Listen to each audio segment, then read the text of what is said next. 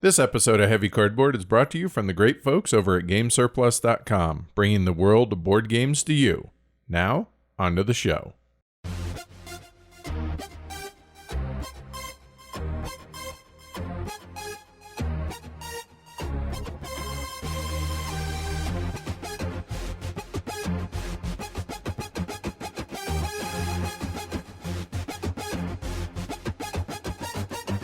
Heavy Cardboard, Episode 101, 18XX Primer Redux.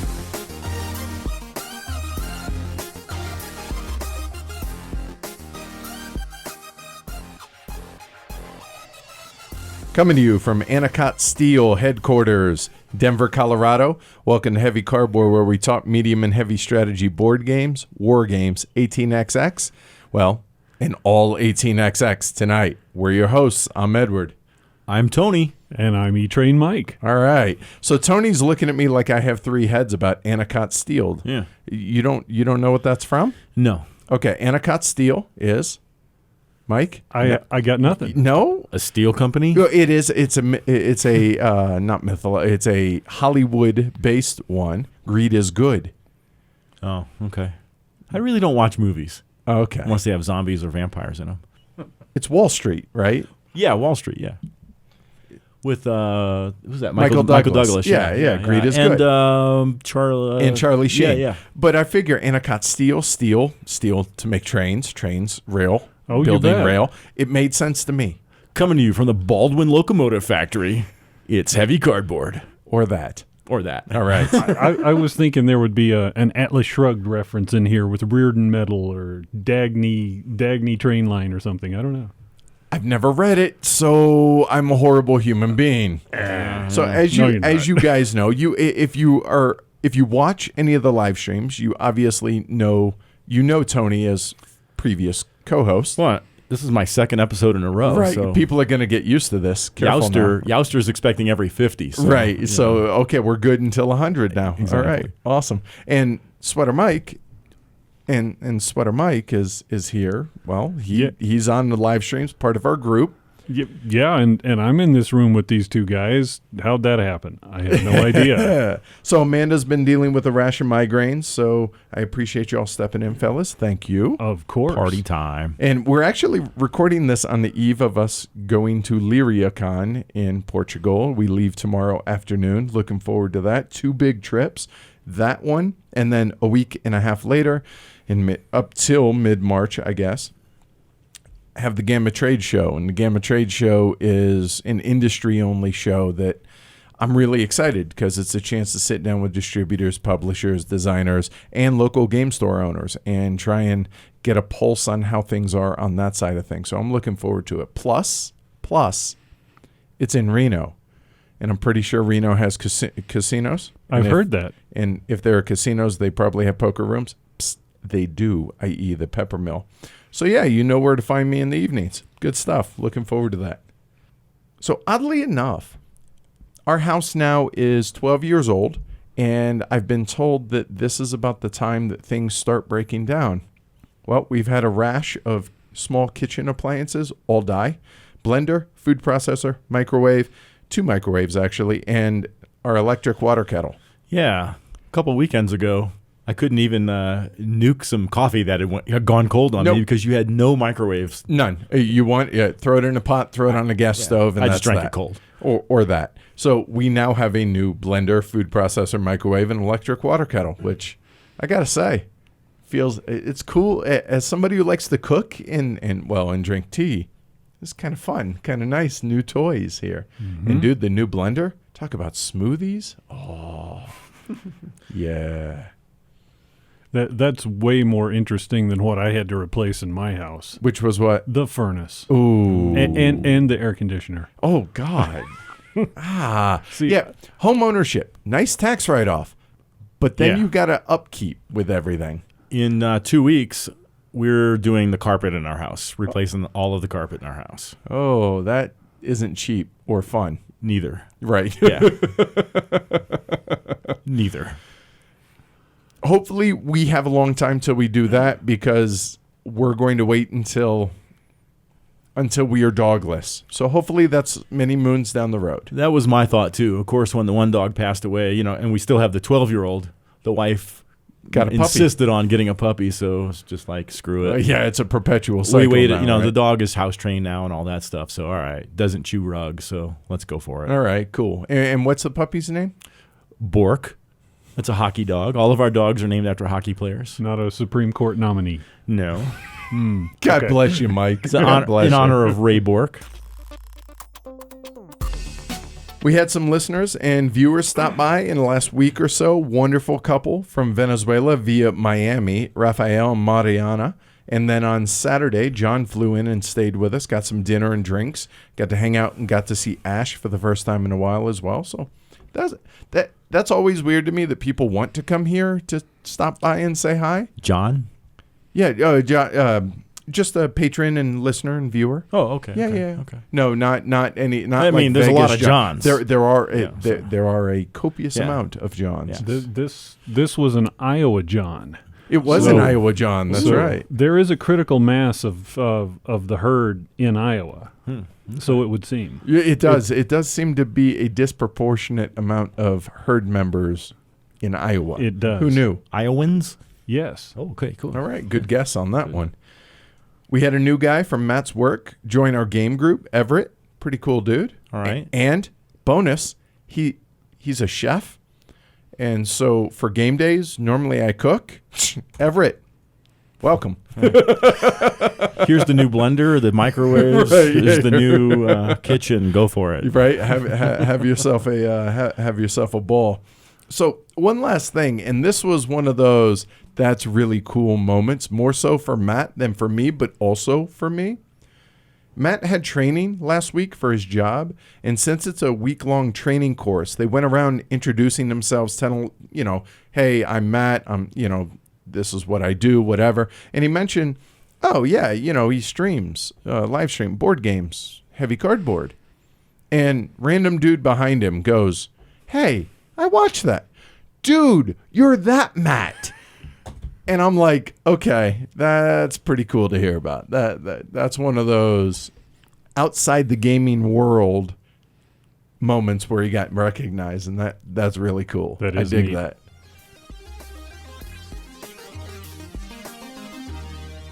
Big thank you to our sponsor, BoardGameTables.com. If you're in the market for a customized, one-of-a-kind board game table, go check them out, BoardGameTables.com.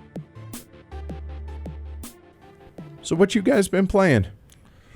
Well, I have an unusually high amount of games played lately. Why is that? Well, last weekend I didn't work, so I played games all weekend.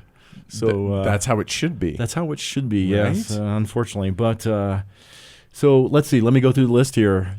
The weekend before last, I did work, but I did take a short break to play a 2-player 18xx game, 18 Okinawa. Oh, okay. How was that? Well, it's intriguing, but it's still pretty broken. It's only in its 7th iteration. It's a play test. Oh, okay. Gotcha. Yeah, so it's got a long way to go still. Is it 2-player only, or you played it 2-player? Specifically 2-player. Oh, okay. Oh, 2 wow. players, 2 hours is the goal. And so, as expected, it's not quite where it should be, obviously, with only the 7th iteration, but intriguing. I'm looking forward to see what comes out more. You say only 7th iteration. How many would they normally go through, do you think? Beats me. More than 7, apparently. 100? Okay. Okay. Well, this one's a smaller scope, so. Still, 90? 2 hours, 2 players. That seems ambitious to me. Yeah. There's some interesting things. I hope they work out, and I'll probably take a look back at the game after a few more iterations. Actually, Cool.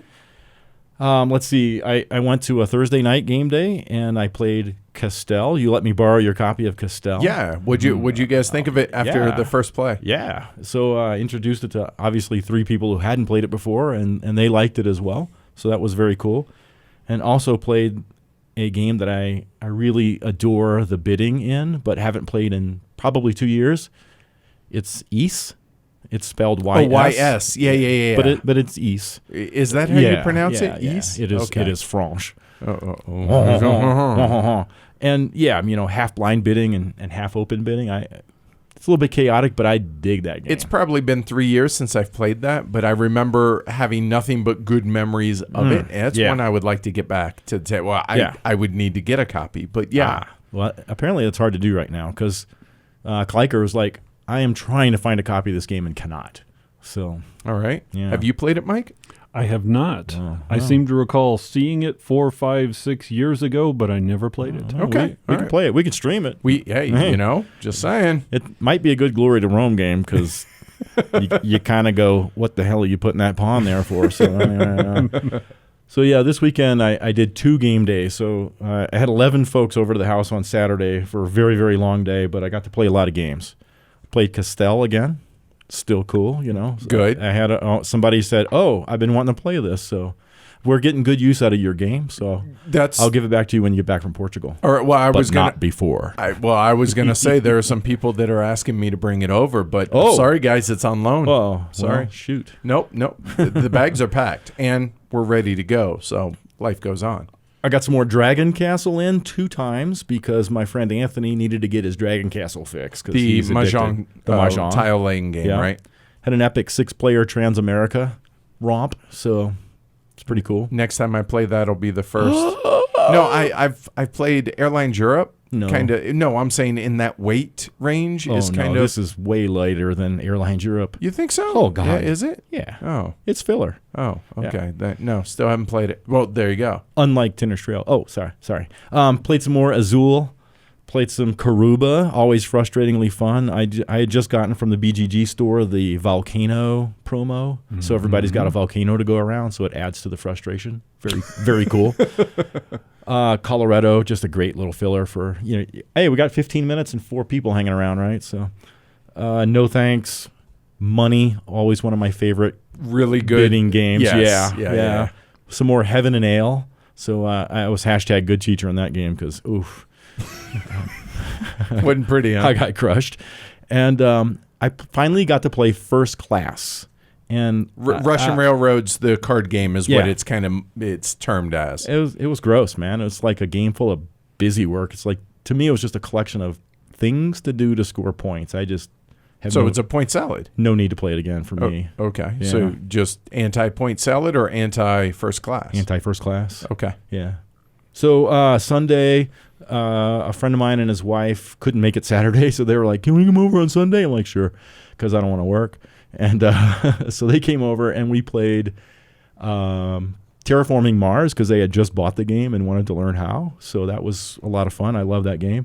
And we played Raiders of the North Sea with the Hall of Heroes expansion, which makes a fantastic game, a super fantastic game, in my opinion. I've also played with the, it's the Fields of Fame, the other expansion. And that adds just length and crap to the game for me. So, hey, if you like the Raiders of the North Sea and you don't have an expansion, get the Hall of Heroes because it really adds to the game a lot. So, what is that? Worker placement, right? Yeah, it's a worker placement Viking themed game. Oh, of course you would like that. Well, you're predetermined to like that. Well, actually, I don't like all Viking games because most of them are Ameritrash. Fair enough. Yeah. Oh, I'm sorry, thematic games. Yeah. But this one's not. This one's worker placement, and it's got just a light take that element, so it's not too shabby. But I really enjoy the game. I do. Cool. Yeah. So yeah, I got a lot of playing in. That's a copious amount of games for in me. 2 days. Well, no, for anybody in 2 days, that's pretty strong. Well, mostly 2 days. Mostly. That's pretty strong. No, that was a lot of playing, and I am sitting here green, even though I am wearing blue at the moment. Whoa. So my recent gaming menu has not been quite as extensive. I have been the railroad ambassador to the noobs. That's awesome. Yeah, which seems oddly thematic given what the episode is tonight. Appropriate. It is. So we had a recent ski trip up to Breckenridge where I had coworkers come in from Iowa. And, of course, none of them had yet been exposed to the glories that is puffing billies. Right? I.e. indoctrinated, Mm-hmm. right? That's right. So I got to teach 4 completely new virgin players. Sweet. both Age of Steam and 1846. Really? And how did those go? Yes, do tell. Though they enjoyed them greatly. Were they both were they new to the hobby or new to train games? I would say new to the hobby, Wow. basically. Wow. Nicely done. Come on, get your feet wet. Yeah. All right. No, so I got them in the deep end, both in the snow and in the gaming. So it was a full immersion week, full immersion.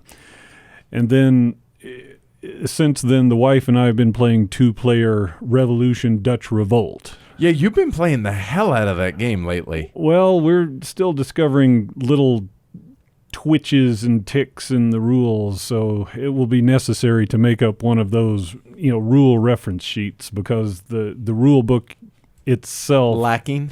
things are buried and obscure. Sometimes important things are buried and obscure in there. So that for those that don't know, Revolution Dutch Revolt is Francis Tresham's most recent game, I believe, from back in 2006-ish. I'll buy it. Something like that. I have a copy of it downstairs. It's one of those games to where I'm not super excited to actually learn how to play. So this warms the cockles of my heart hearing this, because between now and HeavyCon, I fully expect to get a couple of games played. Plus, I have some news at the end of this episode that all this is going to be very, very relevant, that I'm going to need to have a couple of games of that under my belt before this summer. So what do you think of the game? I think I'm not oh my god, Right. but I've only played it at 2 players. Okay. There are 2 overlapping fields of conflict, if you will, in the game. But I think it really feels like a war game to me. Okay, and how many players does it play up to? 5. Okay, so definitely a likely different feel to the game at 4 or 5 versus 2. Very likely, I Okay, think. all right, cool. How long is the game? 3 hours, That's not bad. Short. Relatively speaking, sure. relative to the subject at hand. Right. So that's the extent of what I've been playing recently, I would say. Well, for me, we live streamed Castell, got 3 games of it in, leading up to and including the live stream, and gotta say, when I first saw it, I was really smitten with the theme, just because, I mean, how many games are there about, Castellers in the Catalonia region? 1. Exactly. So I dig unique themes. And then the more we played it, the more there was, oh, wow, I didn't even think that you could, clever movement of to build your Castells. Really, really dig that. I'm really looking forward to playing it some more, and I'd like to review it on the show down the road as well. If you ever get the game back. Big if, it seems. I'll try. Next was Welcome to Centerville. So this is a game that, I'll be honest, I had zero interest in. It's Chad Jensen, designer of The Dominant Species, as well as Combat Commander, right? So more conflict-driven, either war game or Euro-y war game, whatever. So it's by GMT. I saw it on the P500 a while ago, and I was like, yeah, no interest. Sorry. But Brian reached out and was like, anybody interested in playing this at game day on Saturday? And I was like, you know what? You learn it, bring it, we'll play it. Let's give it a try. We did, and it's all about dice chucking and being able to build up a city with the limits of the 6 dice that you're going to roll every turn. And I gotta say, I really liked it. I really enjoyed it. I think at P500 it was like $30, or it might be $30 now after P500. I think it might be a little bit more. But pleasantly surprised at this. Interesting. There's enough mitigation within the ways you can use the dice that, yes, sometimes, on occasion, you're going to get bit by the dice because randomness. But most often, you're going to be able to change the way you're using the dice to, maybe you can't do exactly what it is that you want to do, but you can still figure out some kind of clever ways to use them. That's cool. Yeah, and it doesn't overstay its welcome, provided the dice don't roll against the game progressing. Is there an economic element? Sort of, because there's two currencies, or there's two types of victory points in the game. There are wealth and there's prestige, and it's Knizia-esque in a sense that whichever you have the least of by the end of the game is what your final score is. So you're trying to raise both of those equally. So I wouldn't really call it a economic, even though it has quote unquote wealth. Okay. Not really. But yeah, pretty cool little game. We're actually going to be streaming it tomorrow, which doesn't help y'all because that means it already aired by the time you hear this. But so you can go watch the live stream that we did. Cool. Yeah. Yeah, it really came onto the table. It captured everybody's imagination. It played really well. Even though it had the dice chucking, it felt just about right for a Euro. Yep. Yeah, cool. Yeah, and that's totally right because Sweater Mike was in that game. Yeah, I look forward to playing that again. Cool. Good deal. Unless Tony gets a hold of it. Or Robin gets a hold of it and we Don't don't see it worry, again. I don't want to borrow it. Okay, all right. Yeah, we actually borrowed Brian's copy so we can stream it, so that works out. Oh, Brian's not going to be on the stream. No. Oh. Then, he's working tomorrow. Ah. Glory to Rome.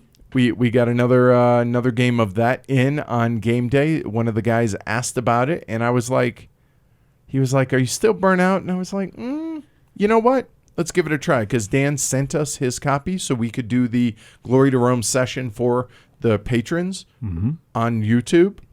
And he just said, just hold on to it until HeavyCon. Okay. So we got it, and we're like, yeah, let's bust it out. Played it, forgot or remembered how much I enjoyed that game, and decided, you know what? Let's do a live stream of that on Caffeine right before we leave. So that's what we're going to do tomorrow morning as well. Okay. This one's going to be open for everybody, not just patrons, because we're going to not make it not safe for work. But yeah, pretty cool game. Have you ever played Glory to Rome? It's been a couple years. Yeah, I played it at HeavyCon 2 years ago. Okay. Is when I was introduced to it and became smitten with the rejoinder about Glory to Rome. Right, and hence where the Glory to Rome moniker comes from. Indeed. Also played a 4-player Madeira in anticipation of last week's episode that, well, migraines and Amanda's overtime got in the way of. So that'll be coming soon. And also got another classic back to what? Wait, can I back you up for a second? Yeah. Are you guys going to review Madeira again? Yeah, we're going to do a look back on cool. Madeira. Right on. Yep, looking forward to that. And then we also got another classic to the table, Agricola. Holy wow, do I suck at that game. I mean, I am horrendously bad at that game. I love it, but terrible. We played with the France deck and obviously with the Farmers of the Moor because we don't know how to play it without Farmers of the Moor. Yep. And yeah, there's a reason it's one of my top 10 games. It's fantastic. I love it. I know Mike's biting his tongue because you would rather get stuck with needles or something like that. It was something like that I said that is absolutely not safe for me to repeat here.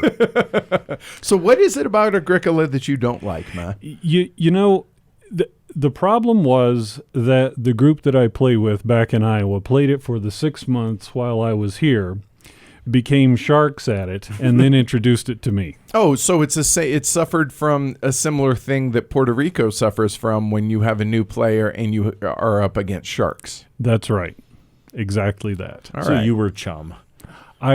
Yes. Yes. I was fertilizer in the field. So Gotcha. My question then is, why don't we give it a try? Just because that was a bad experience, because as you guys are going to hear, Tony's first experience with 18XX did not go well. Yes. So I would say give it another shot, man. I would have to say yes, I would do that with this group, not with that group again. Fair enough. All right, cool. So rolling into acquisitions. What do y'all got? I haven't bought anything. Okay. Man, something I feel weird. I'm all icky inside. Got to buy some games. Don't have to. Well, as you'll hear in my anticipation, I've ordered a game, but I've yet to pay for it or receive it. So. Okay, all right. I just have one, which is Helionox, the deluxe edition from Mr. B Games. Look, it's a card deck building game. They sent it to me to send it to Amanda and I for the show to take a look at, and the artwork looks really good. That's as far as we've gotten the end, because it's all been getting ready for the show, get ready for the live streams, get ready for LyriaCon, so that's going to have to wait a couple of weeks.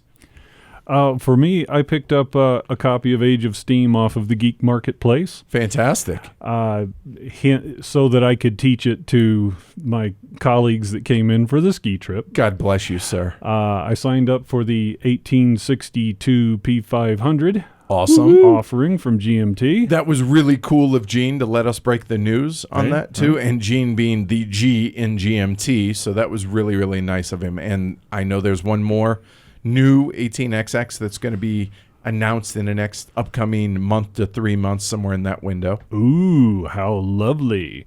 All right, and along those lines, I have been exploring into the print and play aspect of 18XX, and I just drove to the print shop here and picked up 2 copies each of the maps for 18GA, 18AL, and 1861, one of which we have lying on the table in front of us for inspiration. Looks really good. 61, of course.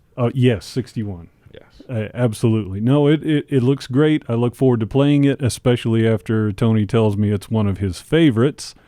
And again, teaching that back to some other new folks. That's awesome, man. That's really, really cool.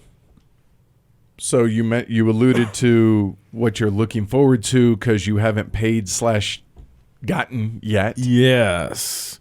Last year at Chattanooga, so January 2017. Okay. Gary Morosco, who was there, he's the designer of 18GL, and he had some prototypes with him. And GL stands for? Great Lakes. Okay. Yeah, cool game. He had some prototypes with him. He's been working on like one in Chile, one in Indiana where he lives, and one called 18NW for the Northwest. And so, presumably more than 7 iterations in. Years actually. Okay. Yeah, all right. yeah, years.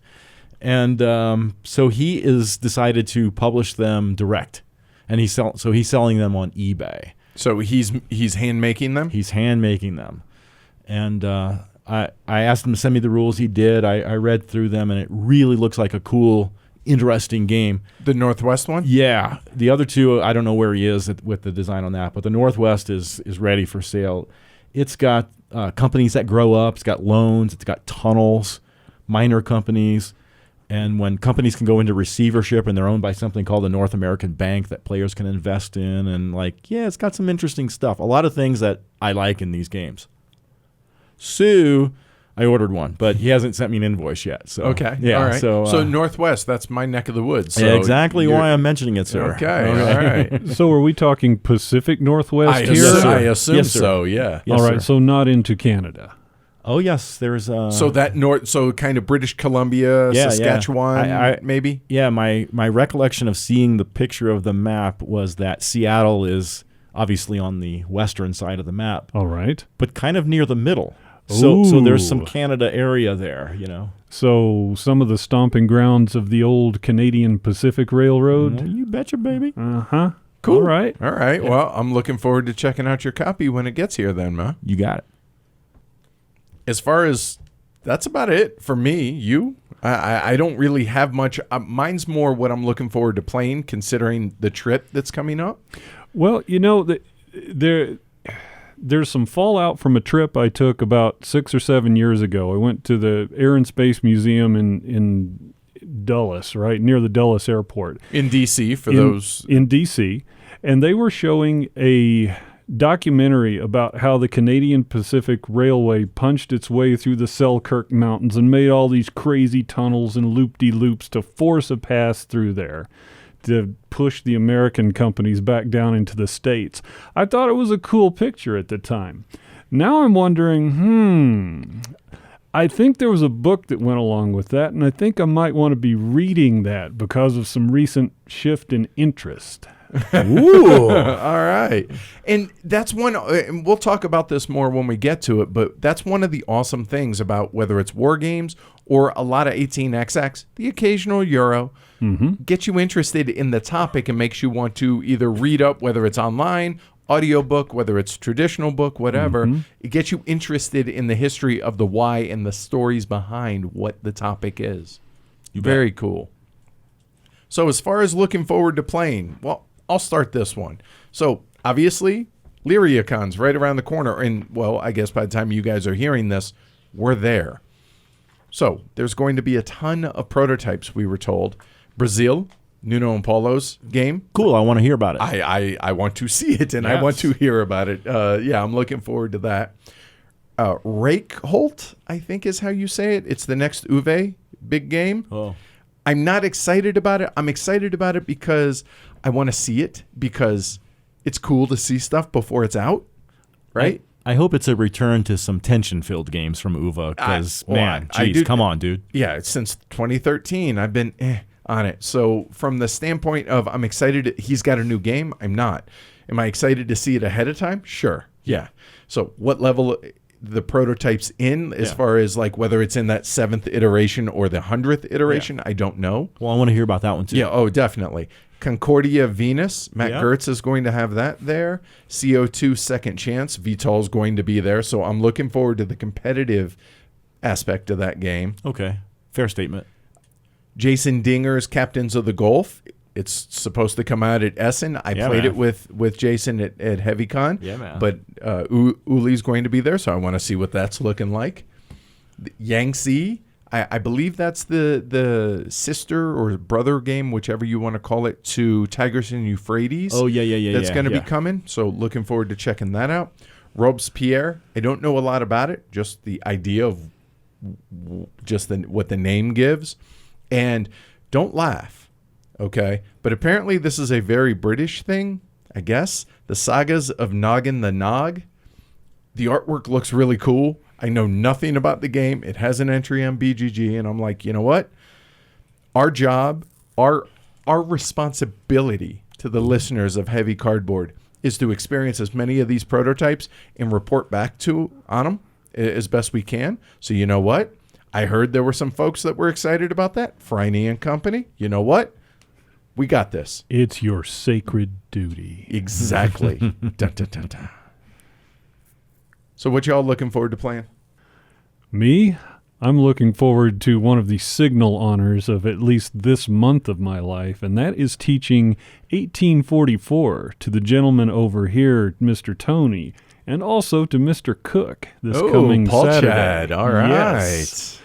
Yes, I've had that since the summertime. Figured that out. Ran a couple of sessions, just 2-player plus a robot third player. I think we called him Helmet instead of Vaclav, but he didn't play so well. But I've been looking forward to playing that with actual people for a long time. That makes sense. So that's coming up this weekend, and I can't see beyond that, honestly. All right, fair enough. Very cool. Yeah. Wow. And the nice thing is teaching these guys, they're real patient. So there's that. That's who I cut my teeth on, teaching games. So that works out. Indeed. Well, T-Bone? for me, 1844 this Sunday with you guys is going to be a blast. I've not played 1844 yet. I've been long wanting to play 1844. Tunnels. So I'm pretty dang stoked about that. The following weekend, playing 18 USA, Which is the 18 next iteration of 1817, kind of. I wouldn't say that. I would just say, because it's not the same designer, it is another game based on the 1817 system. There you go. Okay. Good enough. So yeah, I mean those are the things I'm looking forward to playing. Euro-wise, King's Will still, now that Costella's checked off the list. But When we get back from Lyria account, we Okay. can hook that I up. want to be it. Deal.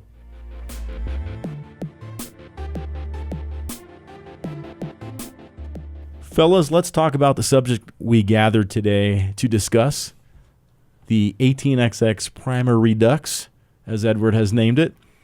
And I just wanted to say that, well, let me rephrase that. I wanted to ask you guys if an observation I think I'm making is something you guys are feeling as well. And that is, I feel like over the course of the last year or so, I see a whole lot more things and social media and BGG and stuff like that about people getting into 18XX games for like the first time, or, what do I do to start? How, and everything. And I mean, I think that that's fantastic. And I feel like actually GMT has something to do with that, with the release of 46, making it so widely available and at such a fantastic price, and it's such a fantastic game, So I don't know. I just wanted to.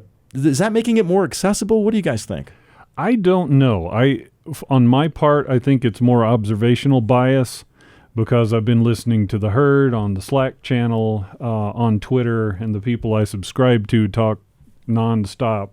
So my Twitter feed contains nothing but 18XX, SpaceX, and little left of center thinking people. Yeah. So And I follow a lot though. Yeah, I Okay. do too. Yeah. I do too, and I do think there is more of it. There's no doubt, Yeah. 100% across the board. But I also think some of it is observational. Just it's what we're seeing. It's our bias in that a little bit. But I also think that even though there are some folks out there that really couldn't care less about whether or not this aspect of the hobby grows, it is just by sheer default the fact that there are more people in the hobby, therefore more people want. Some of those are going to want to see what else is out there, and some of those are going to want to dip their toes into 18xx. And whether it's our show, Punching Cardboard, or a plethora of other shows out there that are talking about 18xx, Hefe. I think there are definitely, it's out there more in the conscious, the gamer, collective. I think there is more of it, but how much?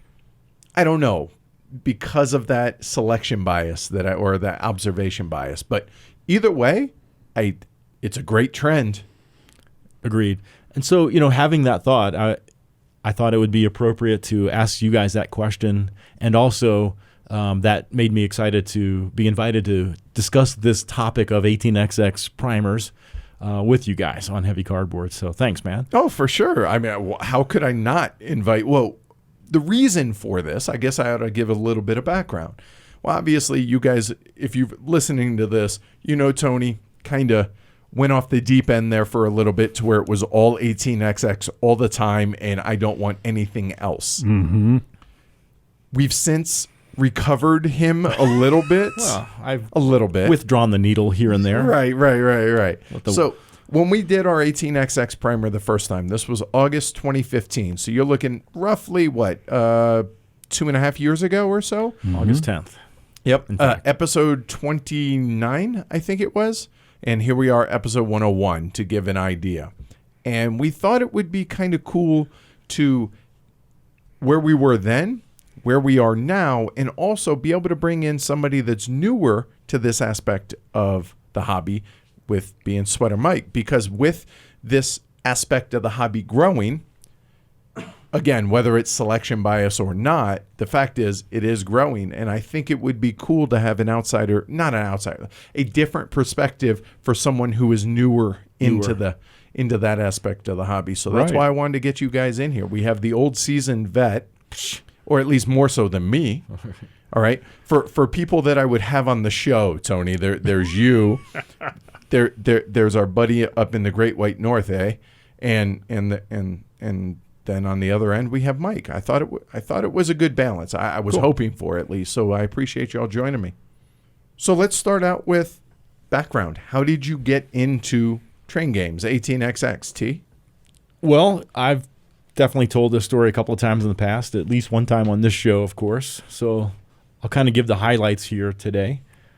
I think I've been playing 18xx games pretty regularly, sometimes more regularly than others, for about 3 years now. So I know people that have been playing for 30 years.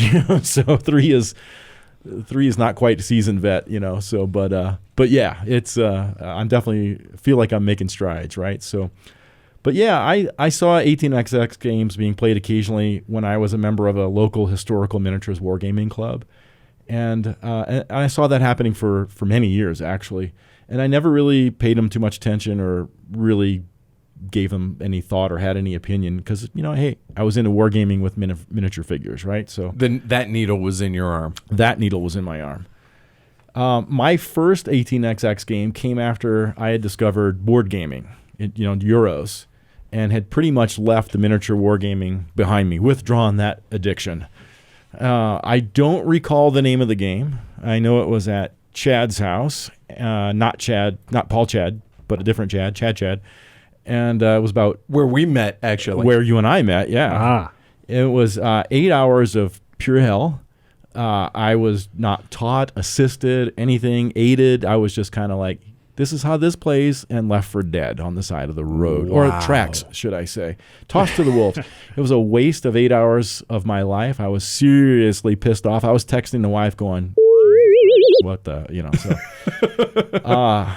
But then Chad Cook, Paul Chad, he said, after meeting him, right, and seeing the types of games that you and I were playing for Heavy Cardboard, he said, Tone, like, give it another chance, man. You're going to like it. I swear to God, right? Sound familiar, Mike? I resisted, though, right? But eventually I broke down and said, fine, dude. Okay, let's do it. And he assured me that I would not have the same crappy learning conditions as my first experience, right? So, well, of course not. The people matter in this, Yes. and the way you're introduced to it bet. absolutely You matters. after a few games of 1846 and 18 Ardennes, well, I was pretty much hooked up right there. Chad was correct, right? The needle firmly planted in arm, and the intoxicants freely flowing into my veins, I guess, right? So it was awesome. This called out in me a desire to play more 18XX games, and of course that was, a factor in leaving Heavy Cardboard, right? So I do consider myself an 18XX lifestyle gamer now. Way back on August 10th of 2015, Dave Eisen, very cool guy, he wrote into the Guild as a response to our 18XX episode. Let me quote him here. Tony, in particular, seems to be starting off on the path of turning 18XX into a lifestyle game. More and more wondering why you'd bother playing something else when you could play an 18XX game, quote unquote. And I mention that because that's certainly a phase that I went through, right? Is I want to play that and only that. And I do consider myself an 18XX lifestyle gamer. I would rather play an 18XX game than other games a lot of the time, but I disagree with the why bother playing something else part of his statement, because I still love my Euro games. There's great games out there that are not 18XX games, right? There's great people that don't play 18XX games, and I want those things in my life, So, and as you mentioned, I'm coming back to earth here, right? So I got a good balanced diet now of 18XX games and Euro games going on in my life, so. As evidenced by you seeing me more often. Yeah, I'm not kidding when I say we lost Tony for 9 months, a year. Oh, at least a year, yeah. We never, literally, never. Not never, but Yeah, okay, we may have saw you 3 times throughout the entire year, and I'm not exaggerating at that. I was worried that we wouldn't see him again, period. Yeah, legitimately, I really was. he's like, don't you like me anymore? And I'm like, dude, I just got this needle in my arm. You're right. Seriously, we were all like, is it me? Like, I've bathed. It's not, what's the deal? I was expecting the next time I saw you, you'd say, I've got it fully under control, and who the hell are you to question me? Nice. And then I would have known that you were gone. I can quit anytime I want. And the morning could begin. But no, it's great to have you back part-time, man. Thanks, buddy. Okay. So how did I get into 18XX? I had heard of it before. I had been to cons. I had been to the Puffing Billy room where they sequester all the grumpy old get off my lawn train guys off into a room, and thought, yeah, that looks kind of neat, but it's all very schematic and abstract, and I don't get it because I'd never been introduced to it, right? So becoming a part of the herd here and hearing about the game and seeing a bunch of them on the shelf, but never having played one, it was clear that to have my geek card in good standing, with the community and my peeps. Stop. Come on. I needed to understand a little bit about what this was all about. So I ponied up to a table at last year's HeavyCon, just last year. Okay. So we're talking, this is now 9 months ago? Yes. 9 months ago. Proper gestation period. Okay. Indeed.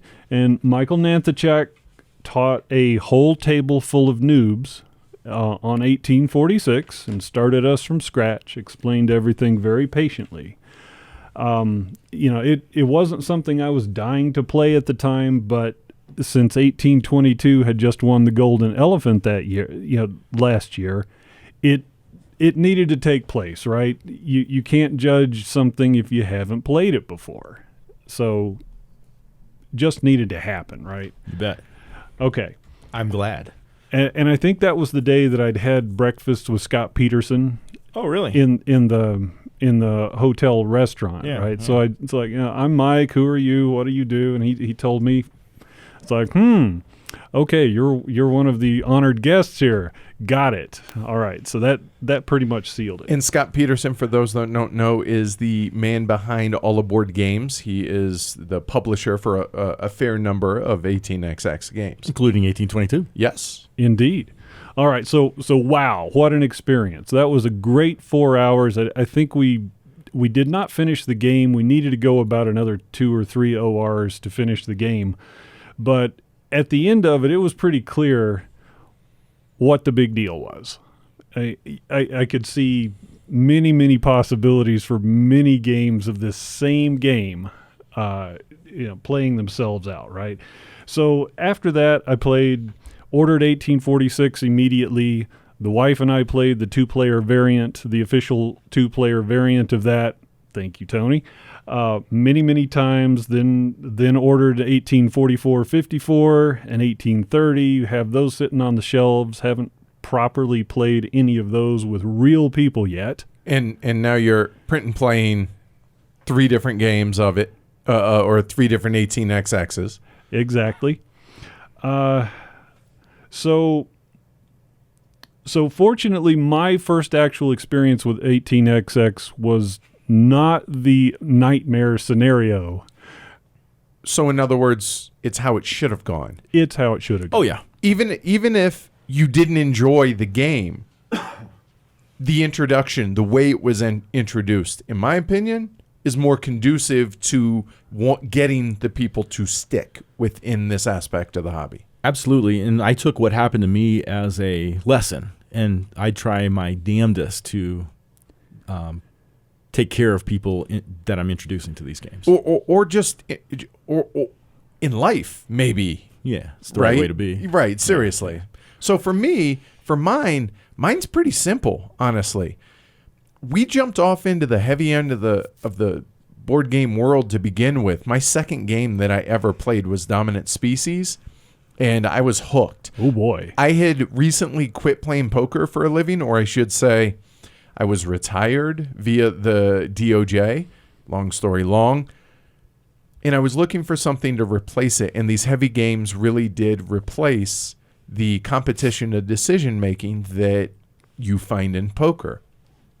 My first game was 18EU, and I didn't really get it. It was with our local group. It was with Charlie. It was with Chad, and I think it was with you. Possibly, Tony. It might have been. It might have been someone else. Yeah. It might have been with Amanda and Chad and Charlie. Point is, I played it. I didn't really get it, but I saw what it was, right? And I saw, this is something worth it investigating more. And as the show began around that point, and as my delving into that aspect, or just the heavier end of the hobby in general grew, I've learned that I really, really enjoy these games, but I never got hit with the needle, so to speak, like Tony did. It's one part of the hobby that I enjoy. I realize that I'm never going to become an expert at them because I'm not willing to make it a lifestyle type game, and I'm okay with that. But when I do get a chance to play them, whether it's once a month, a couple times a month, whatever it is, I thoroughly enjoy. I've never found myself thinking, I'm wasting my time playing this. I'd rather be playing something else. That does on occasion happen with some of the other Euros and such that we do play. But moral of the story is, all of my time that I've spent with good people and with these wonderful games, I've enjoyed. But I've never found myself wanting to play these to the exclusion of other aspects of the hobby, whether it's war games, Euros, et cetera, et cetera. So for me, I'm I'm kind of in the middle there as far as 1 foot in, 1 foot out of the lifestyle aspect. And I don't ever see that changing because I'm too much of a, I don't want to say omni gamer, because there are certain aspects of this board gaming hobby that I have zero interest in, mostly on the thematic side. But that said, within the the tagline of the show, right? Medium and heavy strategy board games, war games, and 18xx. That seems about the right ratio to me. Okay. So that's kind of where I come from when it comes to my background of these. I've played them now for 4 years or so.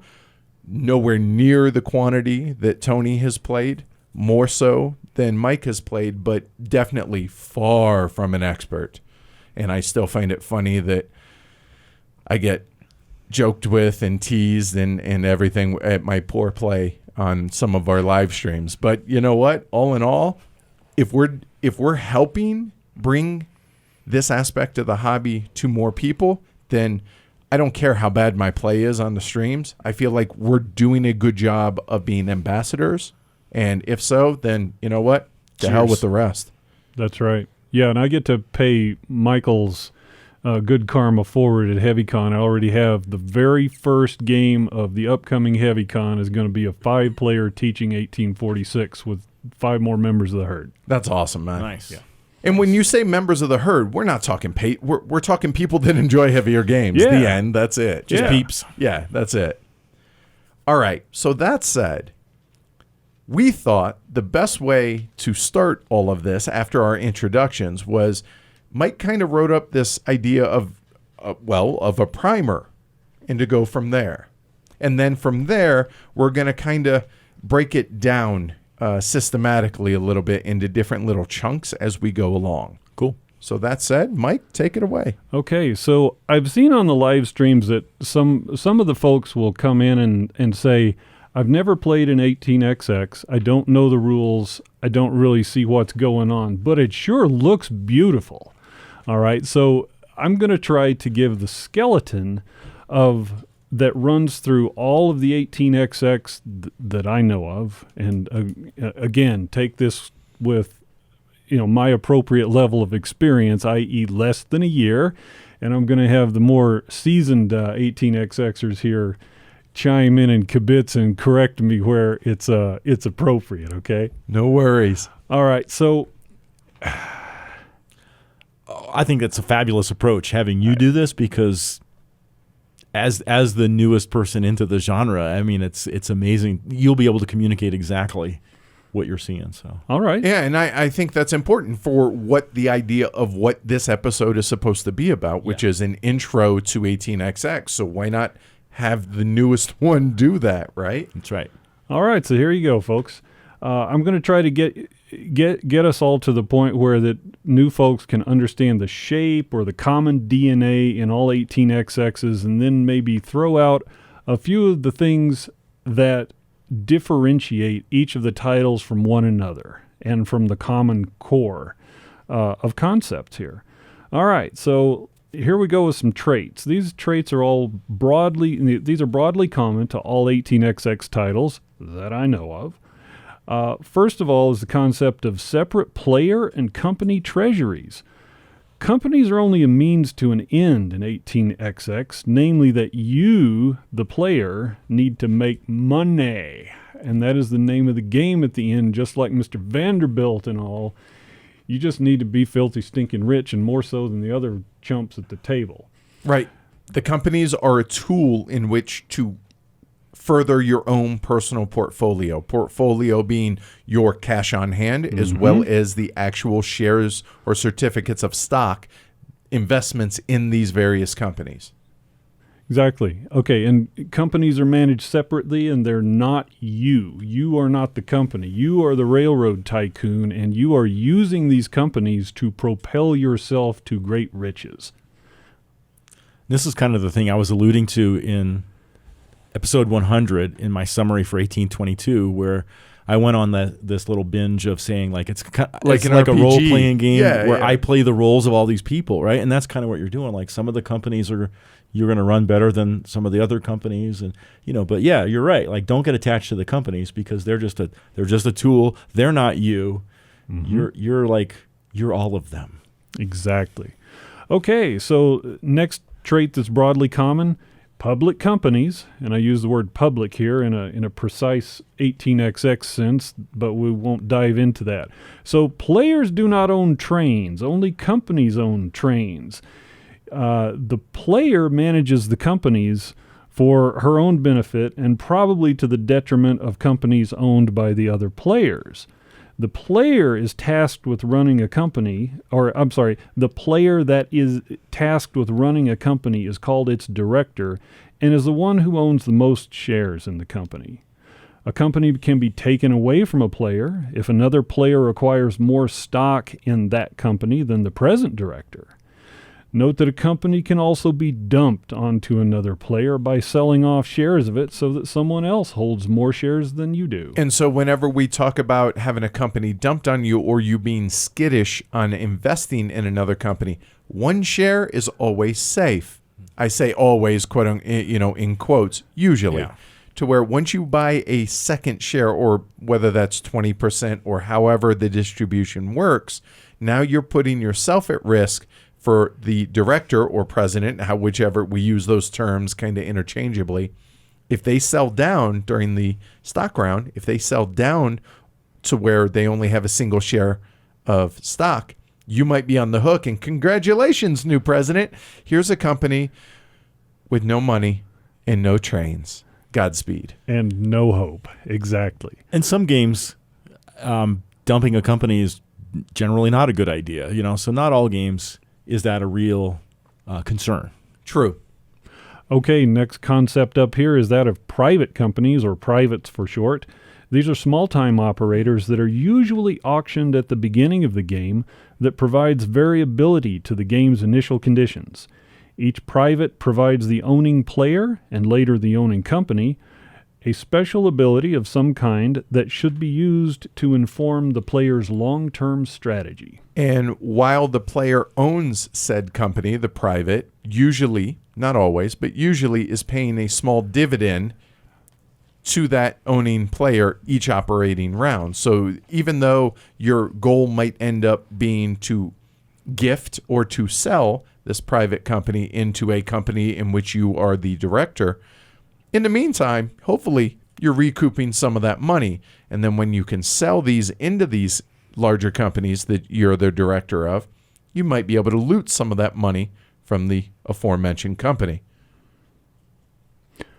All right, next trait. All 18xx's have a stock market, and this is one of the more unique traits of 18xx. Each public company issues shares of ownership, and these shares have a per-share stock price. That stock price is tallied in the stock market. Share prices go up and down depending on multiple factors such as how well the company runs its trains and whether the owner or other players sell shares in that company to the stock market. All right, next item up for bid. Stock rounds operate alternating with operating rounds. So, players buy and sell stock during the stock rounds, while companies build track and buy and run trains during the operating rounds. Again, this is the dual two-faced nature of 18xx. Players do things on stock rounds, companies do things on operating rounds. But what those companies do during the operating rounds are hugely going to impact what the players are going to do in the stock rounds. Exactly. And in some games, companies can operate in the stock, or do things rather, in the stock rounds too. So, which that's That's on a whole the edge. nother, yeah. That's on the edge, the periphery of it. But that absolutely does happen. And also within those stock rounds, you have players manipulating order of the companies, the operating order of the companies, and being able sometimes to manipulate where certain companies will operate in the order in which they're the operation order. Mm-hmm. Normally it would go in a certain order within the stock market. However, if players sell down shares, et cetera, that's where the manipulation of turn order, i.e. operation order for these companies, can change. All right, next up, route building. Companies build track in order to connect cities and towns together into a route that a train can run in order to generate dividends, to pay to its shareholders, and potentially increase its stock price. Or those companies can withhold those dividends to then piss off shareholders, not for that reason, sometimes, but also to withhold that money to be able to afford the trains that they're going to be operating so that they can then make more money. Must cover those operating expenses. Indeed. All right, so within the route building sphere here, track is communal, but there is competition for access to it. A company's station tokens can potentially block other companies from running through a city while providing anchors to run that company's routes through. Awesome. That's some of the funnest stuff. It is. Yeah. It is. And finally, the other thing that's common to all 18XX that I've observed is that there is a train rush. All right. So the game proceeds from the early days of steam power and proceeds toward more modern times where technical advances make more capable trains available, but also obsolete older trains in so doing, eliminating them from the game, either gracefully or suddenly. Yeah. That is to say, old trains rust, and that's a term that you'll hear in every 18XX game. As old trains rust away, companies must replace them with newer models. This is not optional. A company must almost always own a train. If a company is unable to purchase a new train when its last one rusts away, bad things can happen. And bad things happen mostly to the director of said company. Yes, like the player can go bankrupt. Thanks for playing. Try again soon. Bye-bye. Go watch TV. Exactly. So the train rush is something both to fear and be exhilarated by. Because you can either be somebody getting dragged along the tracks by the train rush, or you could be the engine driving said rush. Sometimes both. And sometimes both. Oh, plan better. And on that note, the director is on the hook for running those or operating those companies. So therefore, they're on the hook to make sure that those companies have trains in which to operate. So if a company does not have a train, and there are exceptions to this, of course, they have to come out of pocket, out of their own personal cash and their own personal portfolio to be able to afford said train. And this is where, even though you might not be eliminated, i.e. you're still sitting at the table playing the game, you're eliminated. Yeah. And these things are true in general, right? Like there are games where the directors won't have any liabilities and you can get rid of things and stuff like that. But yeah, in general, that's a fact, right? Like you're on the hook. And it's gonna come out of your pocket in some way, shape, or form. You know, I like that. That's good. That's good tension. Yes. That is, I would say, a lot of times the driving factor of tension within 18XX games. Oh yes, that's something you keep your eye on at all times. The plan on how to get my train or how to get my company a permanent train, because there are certain early on in the game there are temporary trains that will be rusted by further trains, but there does become a point in which trains become permanent. Once you get X train, okay, I no longer have to worry about this train rusting. Then it's a matter of maximizing however it is you're planning on doing that. All right, and then so if those are the common threads that weave through all 18XXs in one form or another, then you have the variations on the theme, or as Tony puts it, the MacGuffin. And well, as everybody puts it. I actually got a lot of feedback telling us that the strict definition of a MacGuffin, I get that, everybody. It's a plot device, okay. Right. Yeah. It's a peculiarity of an 18XX game in the context that we're using it. Exactly. Okay, so things that vary from one 18XX to the next that give them their flavor and their distinctiveness. And their character. Yes.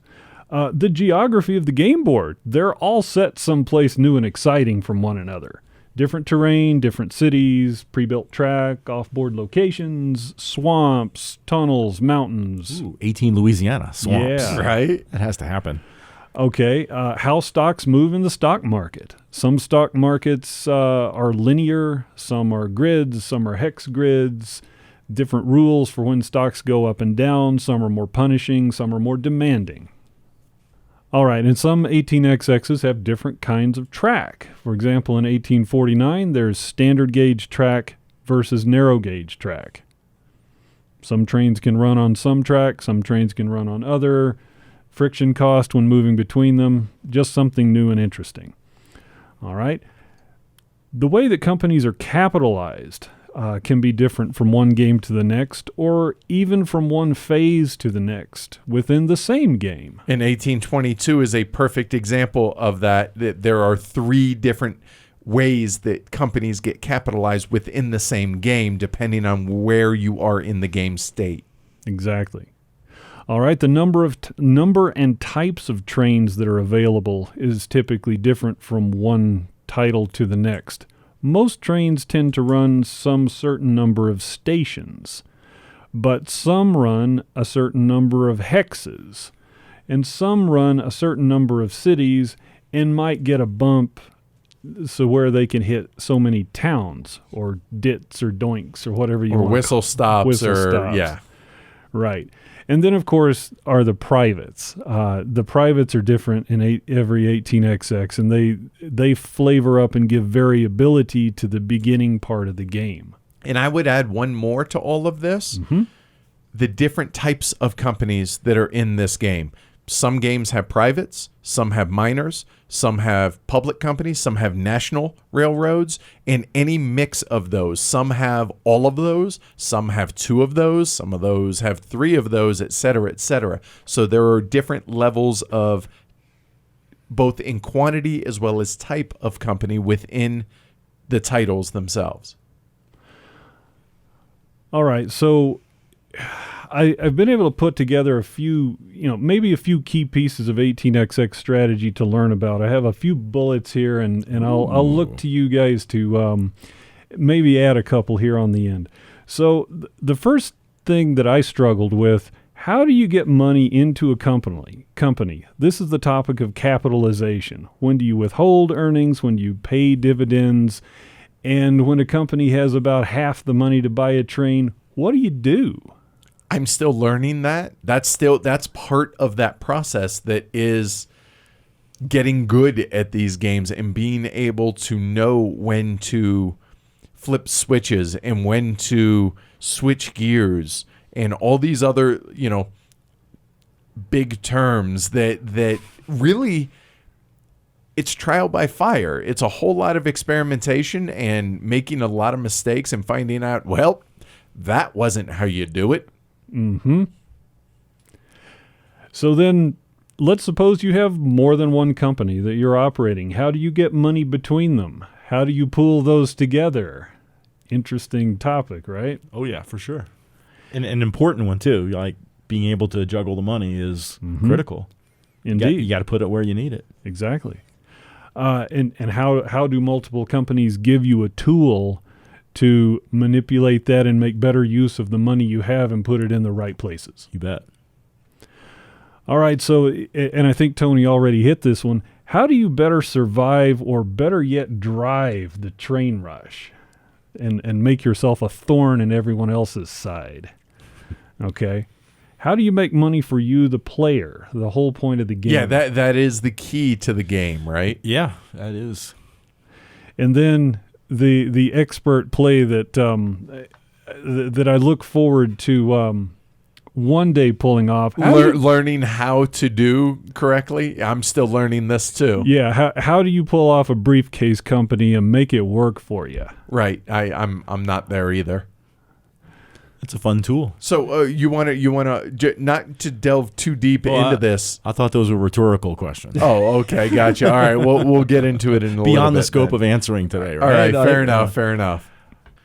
I thought that was that pretty much covered Good job, dude. the premise and the big picture stuff at what an 18xx, what the system is about. Yeah, I loved those questions at the end too, because like those are the questions that our fellow, friend and new player has in his mind, right? Those are the things that he's just going to have a dynamite time exploring. And that's why there's so much depth within these games to where you could play the same game 50 times and still be trying to answer those questions. And each of those questions are really contextual to the title that you're playing and its particular rules and the game state at the present time. Like you can't really do anything other than generally answer them at this point anyway.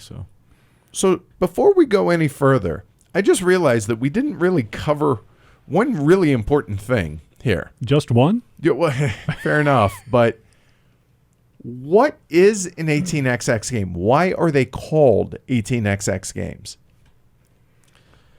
Well, they're set in the 1800s. And so traditionally, the title of these games always is 18 something. So 1839, 18 AL, 18... Whether it's a location or a year. Exactly. So 18 Mexico. XX. Right.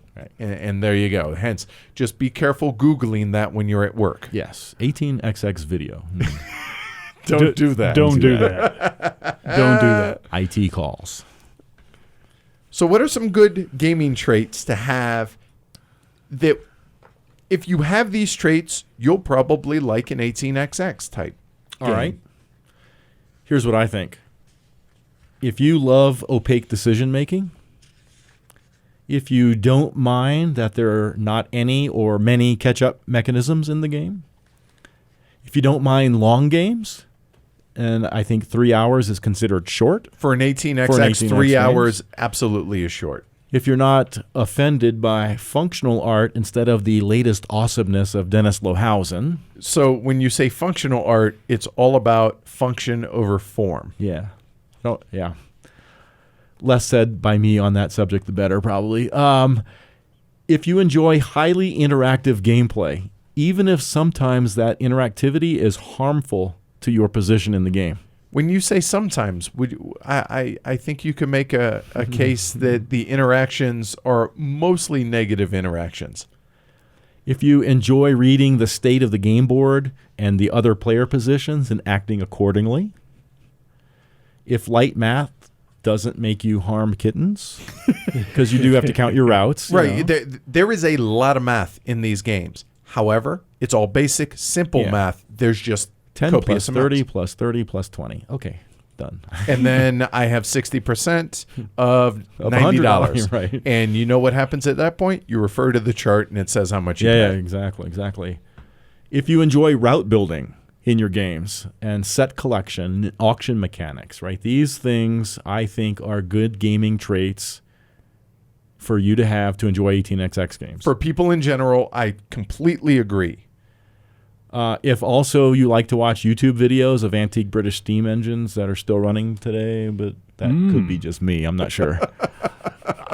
You'll have to talk to my internet service provider to get the answer out of me. All right. Okay, well, when my grandson comes over, he goes, "Papa, trains!" And so that's what we do. Raising them right there. Yes. And I will say that I've been known to fall asleep to train rides on YouTube.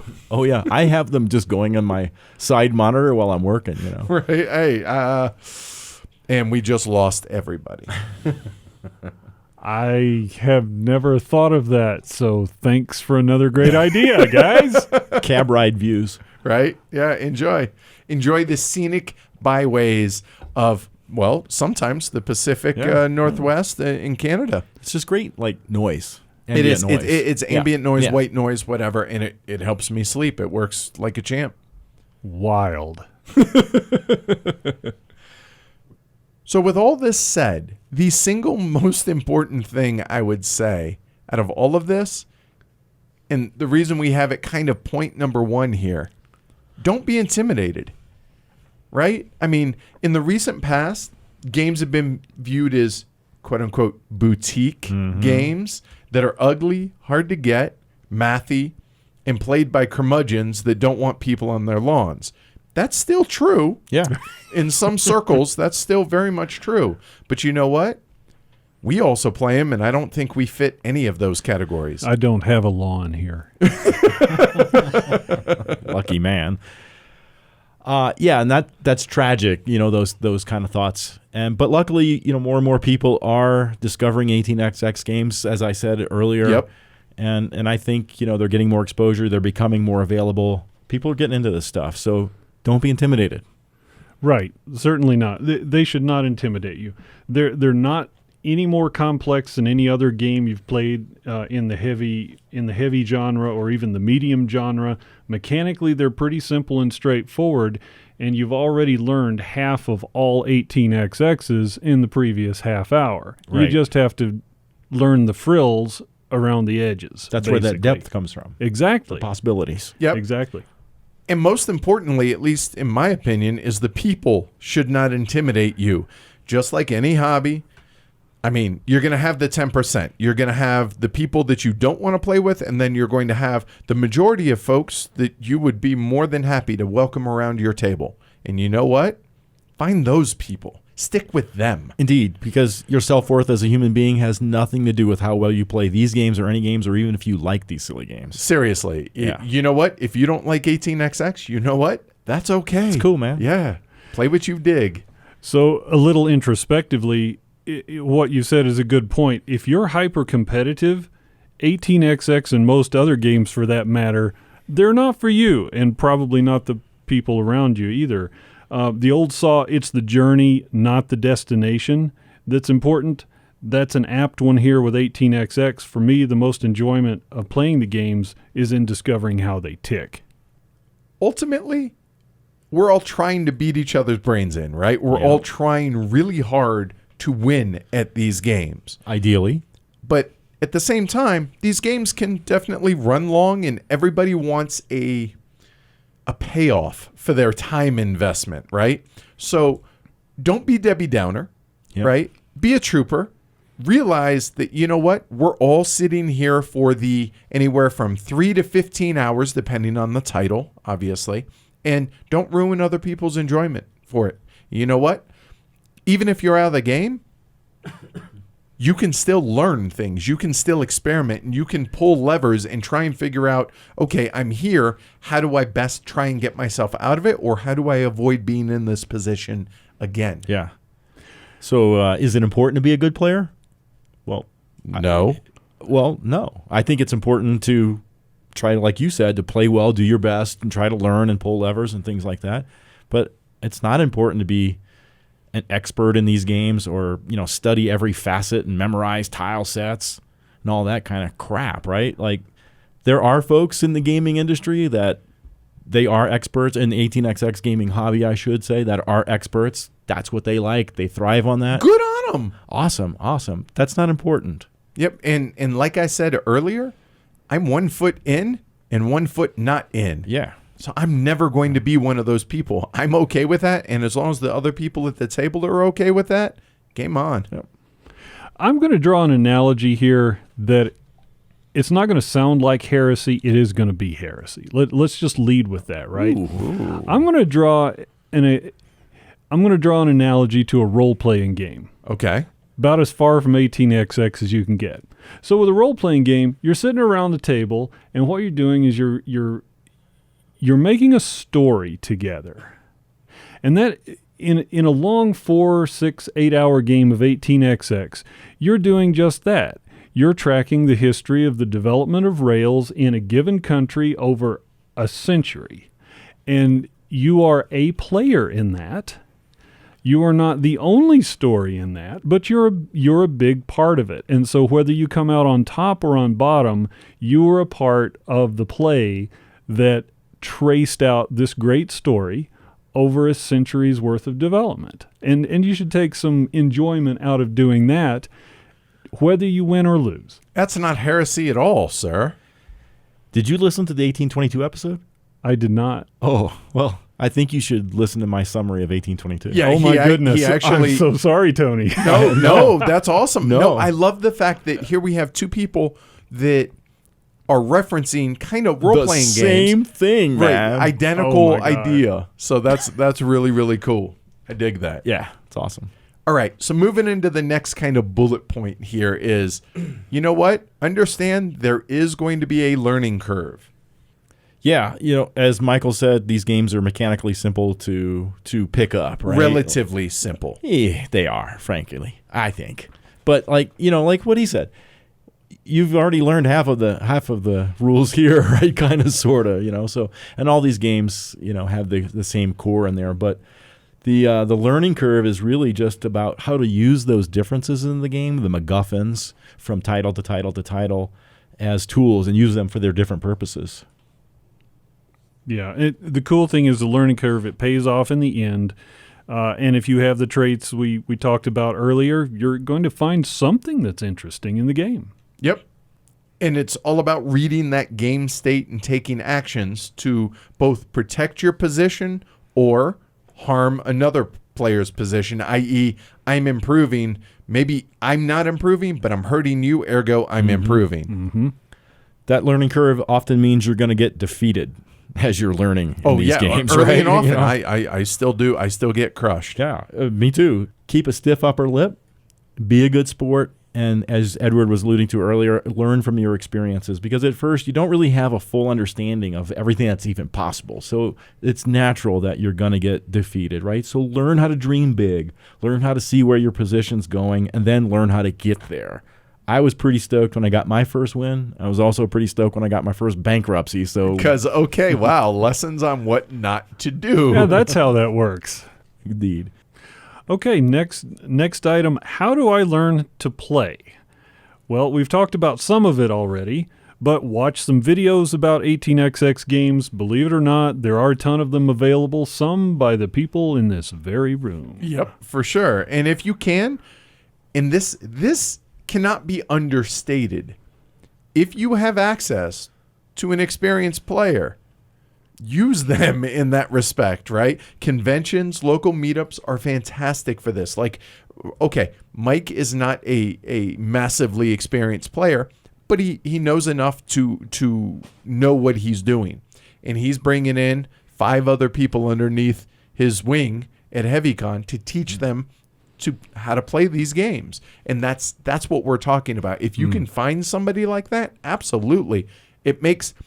There's still a massive learning curve. It doesn't matter how experienced the player is. You're still going to get trounced time to time over the course of as you learn. That said, though, it softens that initial hump that you have to get over to learn how to play these games. I think Mike's setting up his own Amway dealership here just with 18xx Right, as the product. That's awesome. Yeah, man, and ask questions when you're in these games. Let the experienced player know what level of help you want, right? Rescue is robbery, they give you too much information. So a good teacher will not play the game for you. And that is really important. Right. I'm going to be there to offer thoughts and advice, take those things for what they are, discuss things with you, but I don't want to help you too much. I want to know what you want to know because I don't want to steal the discovery. Right. You should be able to learn and dictate what kind of level. I think that's really, really well put. That's an important thing. Right, and the teacher should listen to that and play at that level. Give you the kind of feedback and the kind of experience that you need to get bootstrapped in. It'll make everybody at the table just that much happier, right? In the long term. Yep. In the long term. And think out loud. We do it all the time on our live streams or when we're off camera. We think out loud all the time. Now, again, we're trying to beat each other's brains in here and there, regardless whether it's a Euro, whether it's a war game in 18xx, it doesn't matter. Mm-hmm. But at the same time, we're all trying to further our knowledge of the system. And so thinking out loud helps us.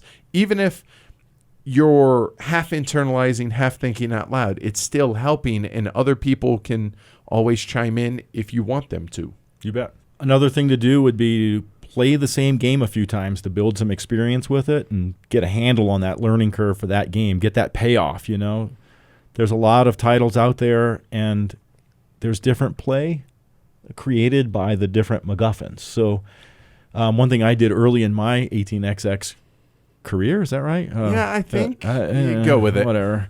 Is I just boom, I want to play this, I want to play that, I want to play this, I want to play that. And then finally I went back and said, okay, now I'm going to play this 9 times, that kind of thing. So should have done that earlier, but that needle was in too deep, burning my vein. And part of the problem, do I call it a problem? I don't know. You had access to a library, a ready-made library, i.e. Paul Chad. Yeah. The fact that both Charlie had a bunch of titles, and all these, we had access to people that had all these titles, so it was easy to jump around, and we weren't shelling out $150 to get the latest hotness of whatever the 18XX is. So I think it's really important what you just said. It's really okay to just stick with 1 or 2 titles and play them a dozen, 2 dozen times. There's still plenty to learn there. Don't worry. Oh, yeah. All right. Some 18XX have a stronger focus on operational aspects. Some have a stronger focus on financial aspects. So is the emphasis of the game in building good routes and running good companies? Or is there a lot more room to manipulate the stock market? And I think it's really important that folks get familiar with both, or at least get exposed to both kind of trees off the same branch, or branches off the same tree. I think that's going to be really, really important, because there are some folks that are going to play a game like in 1830, 1889, which is more the financial side, that find, oh, I really like this, and I don't like the other side of it, or vice versa. I think it's important for folks to figure out where they fall in that, because it could be that they really don't like this type, and that was the first type they played. So don't necessarily sell it short on that one. Try something from the other side. And maybe you like them both, because I do. I do too. Yep. Right? You mentioned those branches. People talk about the 1830, 1829 branch. But, like, I don't know. Sometimes I feel like games have so many elements from other games. It's hard to label. It's hard to say what branch they're in, or you can tell where the roots are, but, whatever. This is definitely not very eloquent, but I kind of look at them in 2 ways. One categorization of games is that they allow for more aggressive play. So like 1830, 1817, and 1849 have those kind of aspects, right? Where you can stock trash, company dump, there's player bankruptcy, and things like that. And then there's another categorization of games where it fosters more neighborly play, shall we say, that say like 1846, 1860, 1822. And what I mean by neighborly is there's less risk involved for the players. It might not be personal bankruptcy involved. The stock markets are generally tamer. Dumping a company is often a bad thing. So heavier, a bad thing for the player that dumps the company. That you're dumps saying. it, right. Yeah. So it's like safer for cross investment. I.e., run good companies. Yeah, there's ways to severely mitigate or completely give away your financial responsibility. Things like that. So, but I want you to note there that those games that I mentioned, 1830, 1817, 1849, 46, 60, and 22, are all amazing games. Yeah, right. There's amazing games in kind of both genres, if you will. Some folks really don't like one side, some don't like the other side, and then there are folks like us that kind of straddle the line there. I'll play whatever you want to play. Yep. So, what game should I start with? Yeah, there's about 1,437 different threads on BGG. The board game group on Facebook or on Twitter all the time. I'm always aghast when I see another one pop up. I'm like, really? Can't you just like Google search? Yeah, just search. Really, it's not that hard. Ask Jeeves something. Oh, wow. Really, you went there? I did. Wow. All right, and there's a ton of different advice out there as far as what ones to start with, and honestly, there are plenty. Let me rephrase that. There are a handful that are going to be fine for beginners. Yeah. Most commonly offered are obviously 1846, which is easily obtainable now. Because from GMT, it's, I don't know, 40, 50, 60 bucks, somewhere in that window, right? Yeah. 1889's a great learner, and that's easily obtainable from All Aboard. Right, from All Aboard games. It's going to be more expensive because these are all handmade, so I think that falls in the $100, $120 range. Maybe. But yeah, anyway, in that neighborhood. Right. And both of those games in particular are quote unquote shorter games, so there's no harm in playing for a few hours, see if you like the game.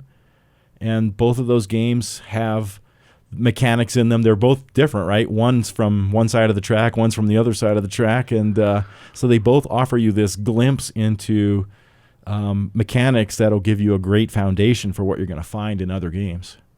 And 1830 is a good one to start with. I'm not terribly Absolutely. keen on it, but I've seen advice of, you know what? It's really okay to play to the halfway point or play a few rounds and then start over. Yeah, there's nobody judging you because you didn't finish a game and you wanted to restart as your group. That's really okay. On that note, I started with 18 EU. Tony, you said you don't remember exactly which one started. I don't remember the game at Chad's, but when the other Chad, when Paul Chad was getting me back in, I'm pretty sure it was Ardennes, and then 46, and then we kind of flipped back and forth on those two titles for a few. And I started with 1846. All right. Last year. Cool. Yeah. All right. And in hindsight, I think it was a great one to start with. And a lot of people say that 1846 is a good transition for Euro players to get into 18XX because it has a lot of Euro-esque qualities to it. Let me ask you guys a question. What is it about 18XX that really lights your trigger off? I mean, what is it? What's the active ingredient in that cocktail that's flowing into you, Tony? Oh, me. Okay. The depth and the current, right? And so the depth meaning I will make a decision now that I will work my butt off to try to bring to its best conclusion 2 hours from now. I don't know how that's going to turn out. I'm going to do my best, and you and Edward are going to do your best to foil that attempt, right? And then the current of I need to keep up with you guys, whether it's the technology curve of the train rush or it's not falling behind in the certificate count, right? I got to keep my money going so I can do all those things, right? These games have a couple of different currents in them too. So that's what I love. And then when you put all that together after 6 hours of playing something, you built a story. Yes. Yeah. And for me, I fall back on my poker background that these games, more so than many others, whether it's Euros, whatever, scratch that itch almost identically as it requires the same type of thinking that goes on at the poker table. Also, trains, because there's something appealing to the idea of where did that train come from? Like real life trains, I'm saying, right? And I've always been fascinated with building railroad layouts, like model railroad. Mm-hmm. I've always HO scale, N scale, Z scale, whatever. I've always been fascinated. I've always wanted to get into that. Never had the room, whatever. But getting back to the same types of decisions that take place at the poker table. Granted, we're not playing for money, but we still have that social contract between all of us trying our best. And I know that all of us are trying our level best to win the game. So the playing field is the same as it is when you're playing for money, when you're playing poker. Everyone's trying. You winning's better than losing because losing money sucks, right? So we have that going on. You have the depth of the decisions. To go back on what Tony just said, that kind of opaque butterfly effect, like, okay, my decision right now, I might not know how this impacts things until hours down the road, but I'm going to be able to trace a line back on that decision impacting how things are right now. And it's just like how it is at the poker table. This hand is this story that's being told, a few hours down the road, I still might be able to go back and reference the decisions that were made in that and why they were made as to what my decision should be now. And I think it's a very similar path of decisions that helps me and that really, really grabs me. And last but not, well, I don't want to say last, but the last thing that comes to mind is reading the game state, just like at the poker table. It's unlike poker. It's a perfect information game. All the there is no hidden information in an 18XX. There might be the exception here or there, but whatever, for the most part. Whereas at the poker table, it's incomplete information, but you very much are reading the current game state and trying to piece together what the right moves are based on the information that you have. And since I'm still learning the system years down the road, there is that. It's not hidden, but I don't have 100% information because I don't understand your motivations. I don't understand why you're doing what you're doing. So it's perfect information, but it's not. And so it's very similar at least in my head, it's a direct correlation between the two. And that's cool. Absolutely, it scratches the same itch. Okay. Well, let me throw out what I wrote down here, and let's see how well we overlap. I think we'll have something fairly predictable come out of that. So my favorite games like Through the Ages, Le Havre, Puerto Rico, Sid Meier's Civ 1 through 6, Mega Civ, 18XX. Sir, you have excellent taste. Let me just preface that. It's all good stuff here. So the things that I like about them are they all have wide beginning game variability that's visible, right? It's visible to you, and you get to try to chart your course through the conduct of the game. You get to take a guess at it in the beginning, right? But then you must play all of the other players' games as well as your own and predict their actions. You can't just sit off by yourself. You must react and adapt to changing conditions throughout the game. There's no one optimal strategy to be converged upon, but there are many. Your decisions are meaningful, and they're not capriciously or arbitrarily rendered moot by the game. Just the other players. You rolled a 1. Just the other. Sorry. Exactly. Here's a victory point for your natural 20. Yeah. And let's see if I can draw some aggro with this one. They are thematically harmonious with something interesting, important, or meaningful in the real world. So in some way, I'm saying theme matters a lot here, or at least its connection to something else that's interesting or important or meaningful. Right. Yeah, I feel like we're all saying similar things, just saying them in our own way. I think that's really interesting. So 3 different levels of depth into the hobby here. Yes. Yet all saying the same thing. That's pretty cool. Indeed it is. So, Edward, what about a person that is trying to get into 18XX but might only have, say, 2 players? 18XX is not natively set up for a solid 2-player game. Tends to be a zero-sum game where, what I give you, give and take, it's a zero-sum, right? Mm-hmm. Having more than 2 players adds there's a dynamic to investing and the operations side of things that's just not there in most 2-player iterations of 18XX. Yeah. Lots of games say they play with as few as 2 players, including 18XX games and Euro games. But, just because they can. Yeah, every game's got its sweet spot, right? Like, oh, I want to play this game with 4 players, this game with 2, that kind of a thing. So that's 18XX games are not different in this regard. Yeah, just because they can doesn't mean they should necessarily. That's right. Most of my experiences with 2-player 1846 because, difficult to get people together at a given stage of life for 4, 6, 8 hours at a time, right? So for me, I only have experience with 2 different 18XX games at 2 players. Mm-hmm. Now, I own OE, which I hear some of the short scenarios are good 2-player games, but I have not experienced that yet. The 2 games that I have are 1860 and 18CZ, both of which are trumpeted as excellent 2-player games. If I were to rank them, 18CZ far and away. And the reason is, I feel like everything that we just said about 18XX games not being made for 2 players, I gotta say, I've only played it once with 2 players, but the 2-player experience in 18CZ with the Vaclav, right? Mm-hmm. He's kind of a dummy player, sort of, that the players both equally control. I felt like that was a really good 18XX experience. Notice I didn't say that was a very good 2-player 18XX experience.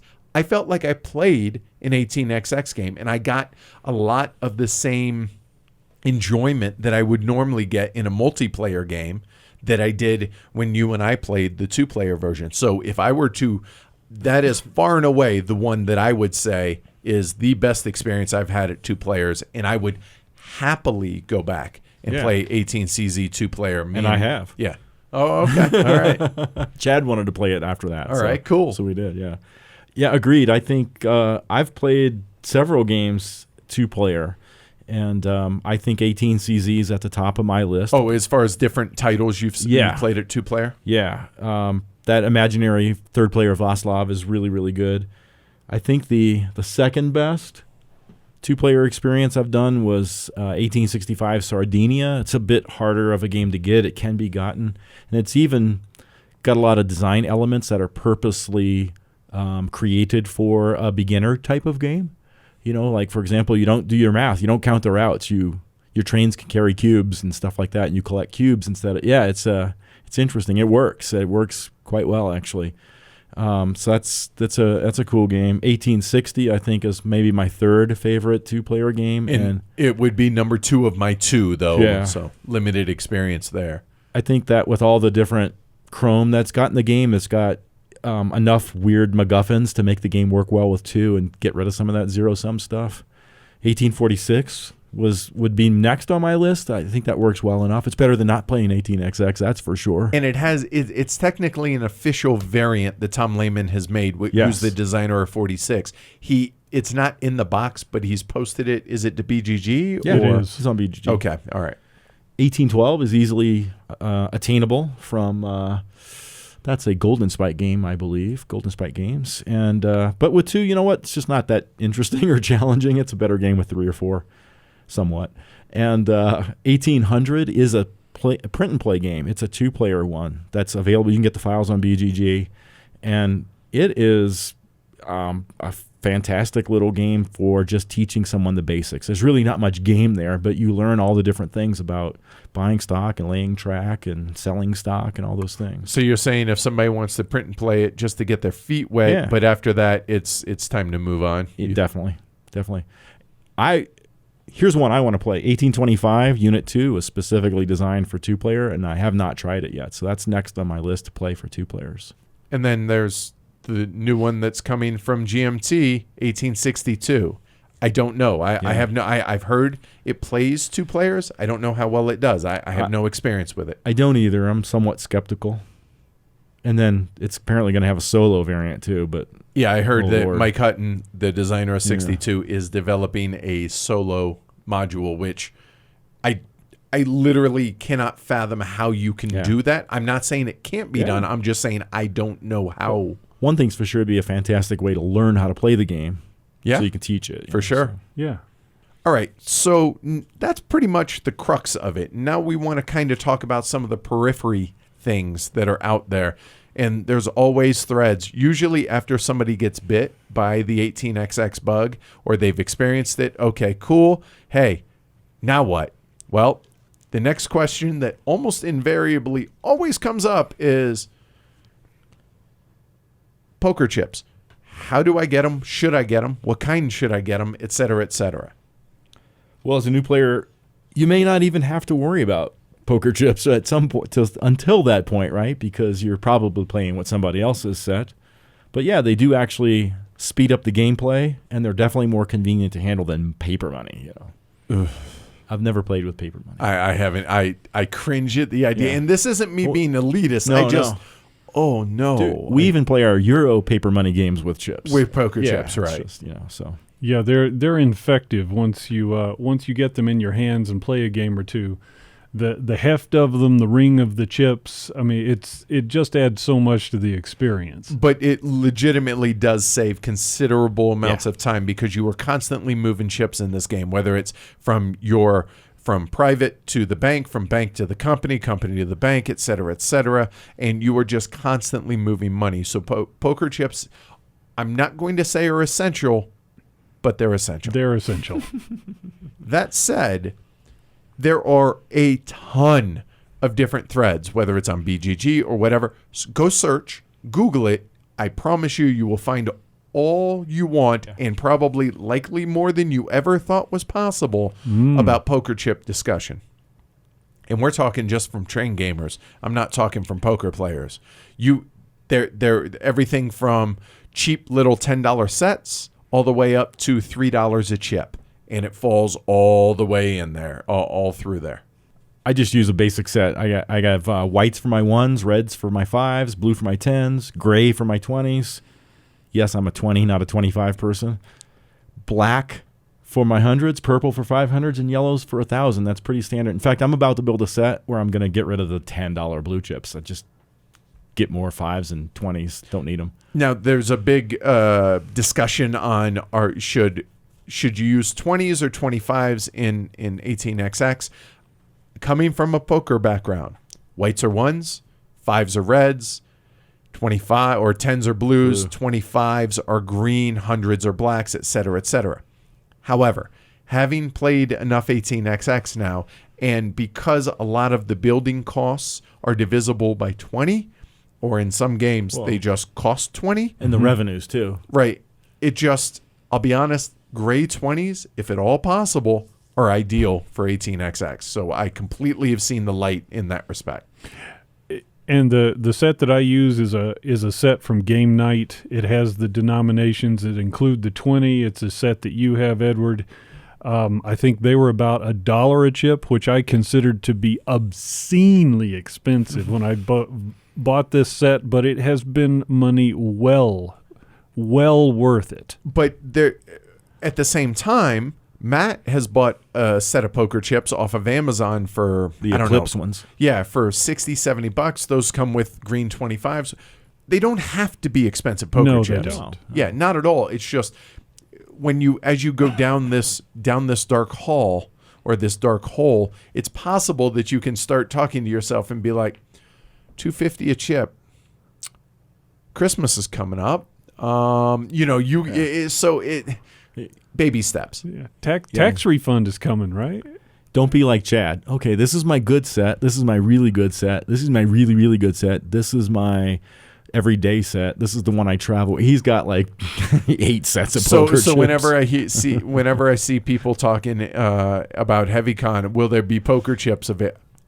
Oh yeah. You don't have to fly in with your poker chips. You're all set. I have 2 sets. Excuse me, I have 3 sets. I have 3. I have a 300 and a 500 count, which are the exact same chips. And then I have some like uber cheap like history chips I bought from Amazon for like $15 or something like that. But they're denominated, so those are the ones I put in like luggage because they weigh nothing. Perfectly serviceable. Exactly. All right. Okay, so I have a few questions I would like to toss to you guys. That would make you a tosser. Tally-ho. Just for some fun, okay? Wrap it up with some fun. Yeah, sure. What is the 18XX game that you'd most like to play numerous times in a row to get a better feel for it? Edward. All of them. All of them. Incorrect. Okay, no. I mean, 1822 is kind of my jam right now. Like, I'm chomping at the bit to play it more. Simon Cutforth sent me a couple of emails. I mentioned this in the last episode. He sent me, as he watched and cringed through our playthrough of it, how he was like, "Oh, no," and it was making him very anxious. I would like to get to a point in a game to where I'm not making the designer nervous watching me play the game. So yeah, I probably 1822 because that's really, here it is a year later. And I'm still chomping at the bit to play it some more. Michael? That's my answer, but of course my answer comes from a vastly smaller menu. We streamed the 1822. It took all day. It was one of the best days of my life. Yay! You know, that was a really good day. Played it once, barely scratched the surface. You can tell that there's so much more behind it. So I'm in there for the next however many plays. And I could make a case for something like 1841, right? Where companies can start other company like Yo Dog, like Inception level. But honestly, 46, 89, 57, 18 Max. You know what I mean? For me, USA, 18 USA, just because 17's got, it's Shenanigan City, right? So. I like that kind of crap. All right, yeah, that is arguably the flagship for the financial side Yeah. of, and very much not a beginner, 18XX, 1817. All right. And then 18 USA in the 1817 family. There you go.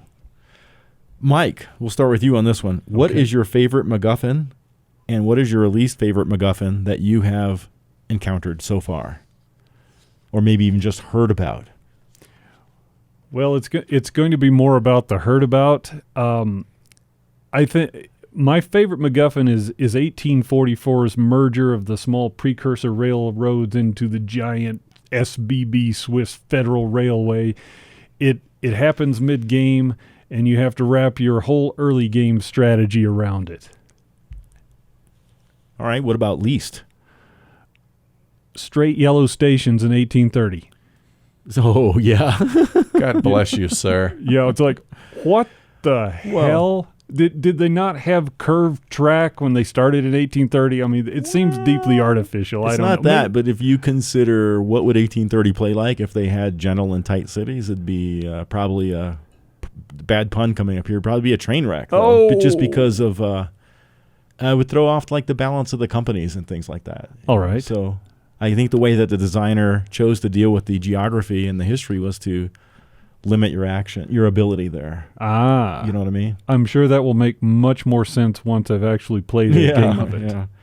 Yeah. My favorite, I'll go next, Edward, is like you, Mike, merger mechanics. You know, whether your company can grow up or become part of a national or take over other companies, be it either friendly or hostile, I don't care. Mm-hmm. I just like that kind of stuff in games. It seems to give me a lot of things to think about and screw up and stuff like that. And my least favorite is 1860's ability to run through one enemy token, because it's just so nothing else that I know of does that. It's just so like off. Really? I mean, I understand why it's there in that game because the map's so tight and everything, but I just don't like that.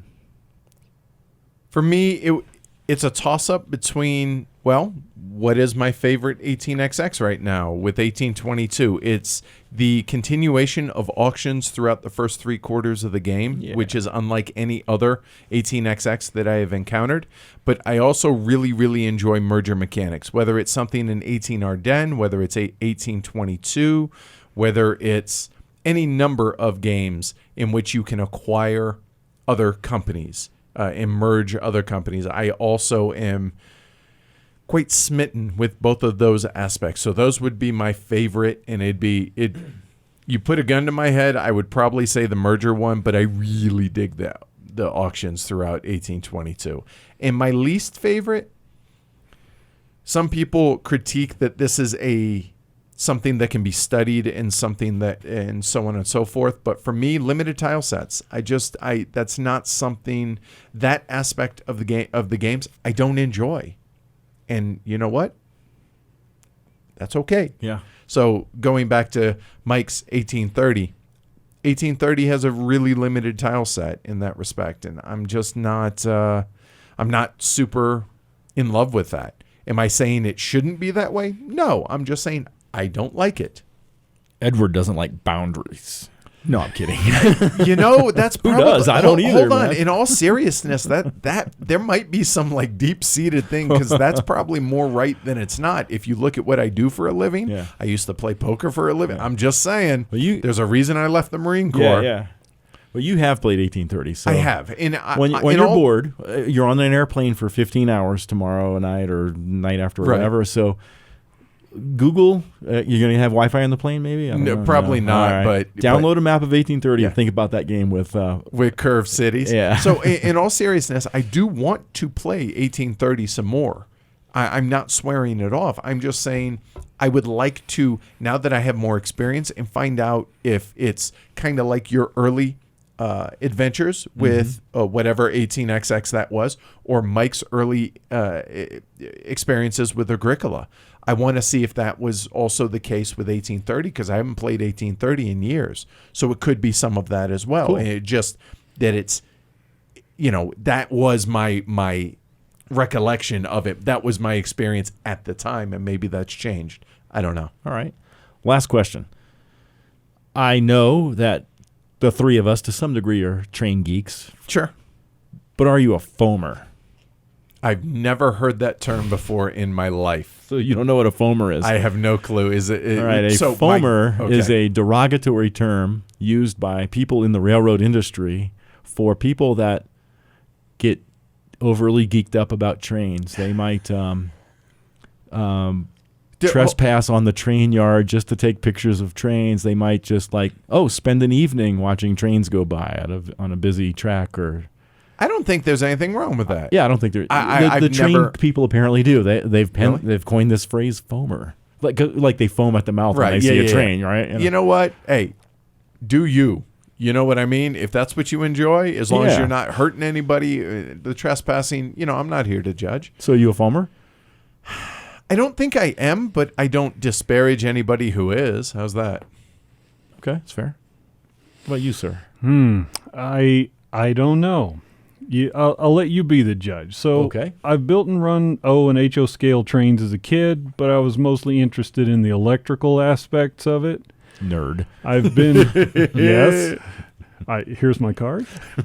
I've been to the B&O Museum in Baltimore. Thought it was intensely cool, but that was years before I even knew what 18XX was.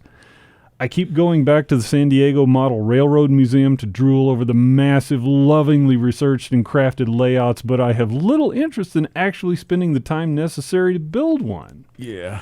I played Transport Tycoon to death, but I don't care about making money in the game, just getting dozens of trains to whiz around on elegantly laid out track and diabolically clever stations. Maybe I have a Duma. I don't know.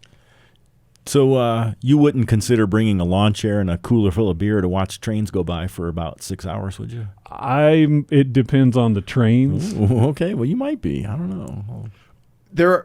Hearing that, two things came to mind real quick. So maybe I am more than I'm not.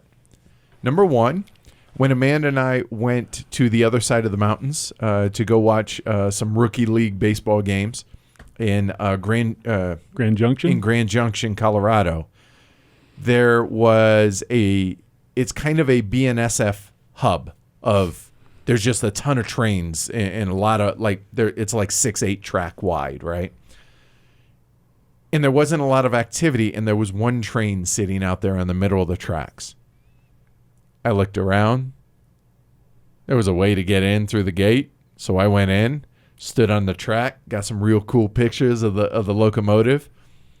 That plus Amanda's grandfather used to work for Burlington Northern, and so there was kind of that match as well. So I've taken pictures of trains.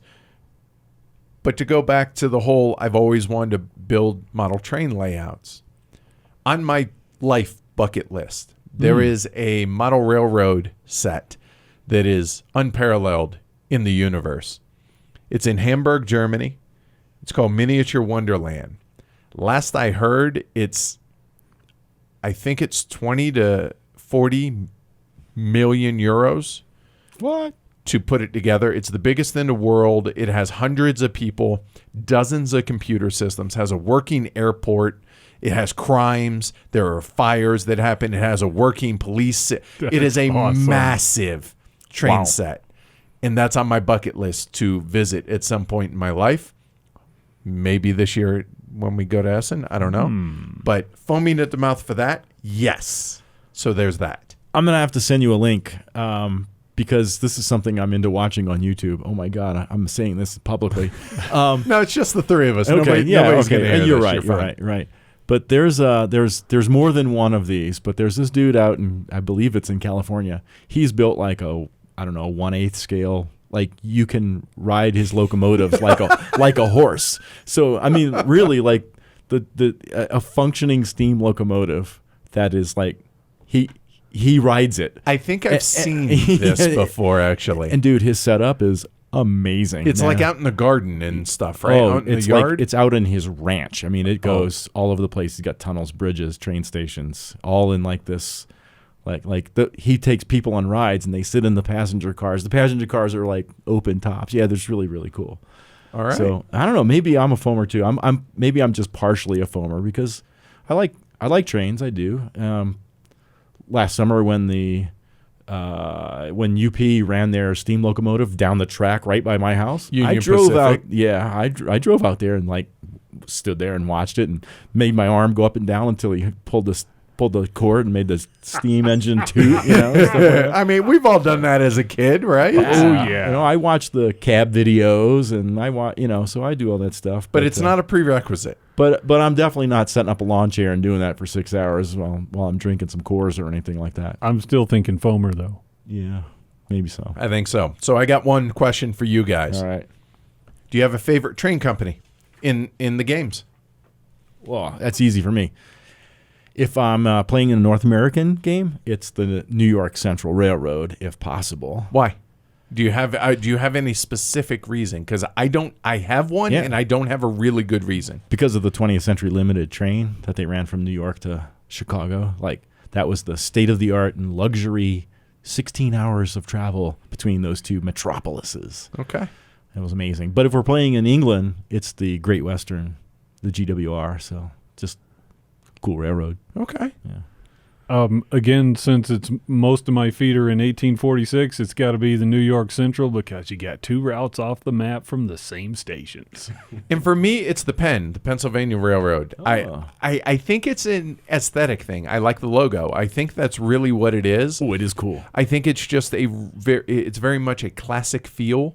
The way it's designed, I just like that. So yeah, there you go. Right on. Cool. So that is the Heavy Cardboard 18XX Primer Redux. So hopefully this helped one way or the other.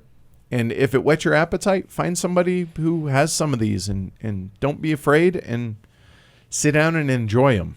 Do it, baby. Indeed. So I got one last thing before we get out of here, which kind of All seems right. appropriate.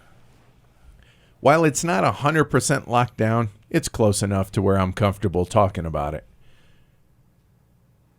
After HeavyCon, a day and a half later, I'm flying out to the UK Games Expo, which is in Birmingham, the UK. Thanks to a very good friend, or a couple good friends, as it were, they are working on arranging, and it's, like I said, just about locked down, to where I am going to get the opportunity, dare I say, privilege, to sit down with the grandfather of 18XX Games, which is Francis Tresham. So he's going to be attending the UK Games Expo this year. And we've arranged to have I say long-form interview. Francis is in his upper 80s, maybe early 90s at this point. So the interview is going to go as long as he can stand it, and as long as he's willing to talk about this stuff. But I think it's going to be really important from a hobby standpoint. I mean, whether it's Civ, Civ started tech trees, Indeed. Right. The father of the tech tree. right? And 1829, which was the first 18XX game. This is one of those that I'm probably going to be pretty nervous to sit down and chat with, but I'm super, super excited to be able to do that. So as time gets closer, if you guys have questions, email us, contact@heavycardboard.com. Let me know what questions you would like me to ask Francis, and I'll see if I can work them in. I think that would be pretty cool, and I'm really that's going to be one of those surreal moments for me personally. Right on. 'Cause I will look forward to that. when we did the Mount Rushmore of board game designers, he was on mine. So there can only be 4, and he was one of them. So to be able to sit down and interview him, it's going to be really, really cool. Whereas war games go back many, many decades, the Euro games and the type of strategy games that we enjoy don't really just go back to maybe our parents' lifetimes. And so when one of those people is still here with us to talk with us and tell us about how it began in his mind and in the day and in the place that he conceived this, that's an important thing to get down. Has that ever been recorded anywhere? I'm not saying he doesn't have any interviews. The only interview I've ever seen of Francis Tresham is a written one from the early 90s that is somewhere on the interwebs. But I've never seen a video of them. I've never heard a podcast or any audio recording. I'm not saying they don't exist. I'm just saying I haven't heard it. So if there isn't, I think this is kind of important for the hobby. And I'm not saying, ooh, it's us. I'm saying it's just in general. I think it's important to get this down. Agreed. And I'm super stoked for the opportunity to do this. So thank you, Richard, for really making ends and helping set this up. So many thanks for that. Last but not least, I'm in Portugal. I hope I'm having a good time and being able to report back for you guys next week. So next week is going to be our LyriaCon recap. And yeah, hopefully a lot of prototype talk. Cool. Remember, you can't say Portugal without saying port. I promise you there will be at least one really, really ugly night probably while over there drinking copious amounts of fermented grapes, sir. Fortified. Fortified wines. and or fermented grapes, yes. Are Nuno and Paolo coming to HeavyCon this year, or is that some future time? I'm thinking 2019, but you know what? They owe. So Nuno, Paulo, Tag, you're it. yep. All right, Tony, Mike, thanks a lot for joining me tonight, fellas. This Thanks, was man. a lot of fun. Good times. Yeah, great time. Thanks Cool. for inviting me to be here. All right, and everybody, thanks a lot for listening. We appreciate it. Talk to y'all soon. See you in episode 150. Later, y'all. Bye-bye.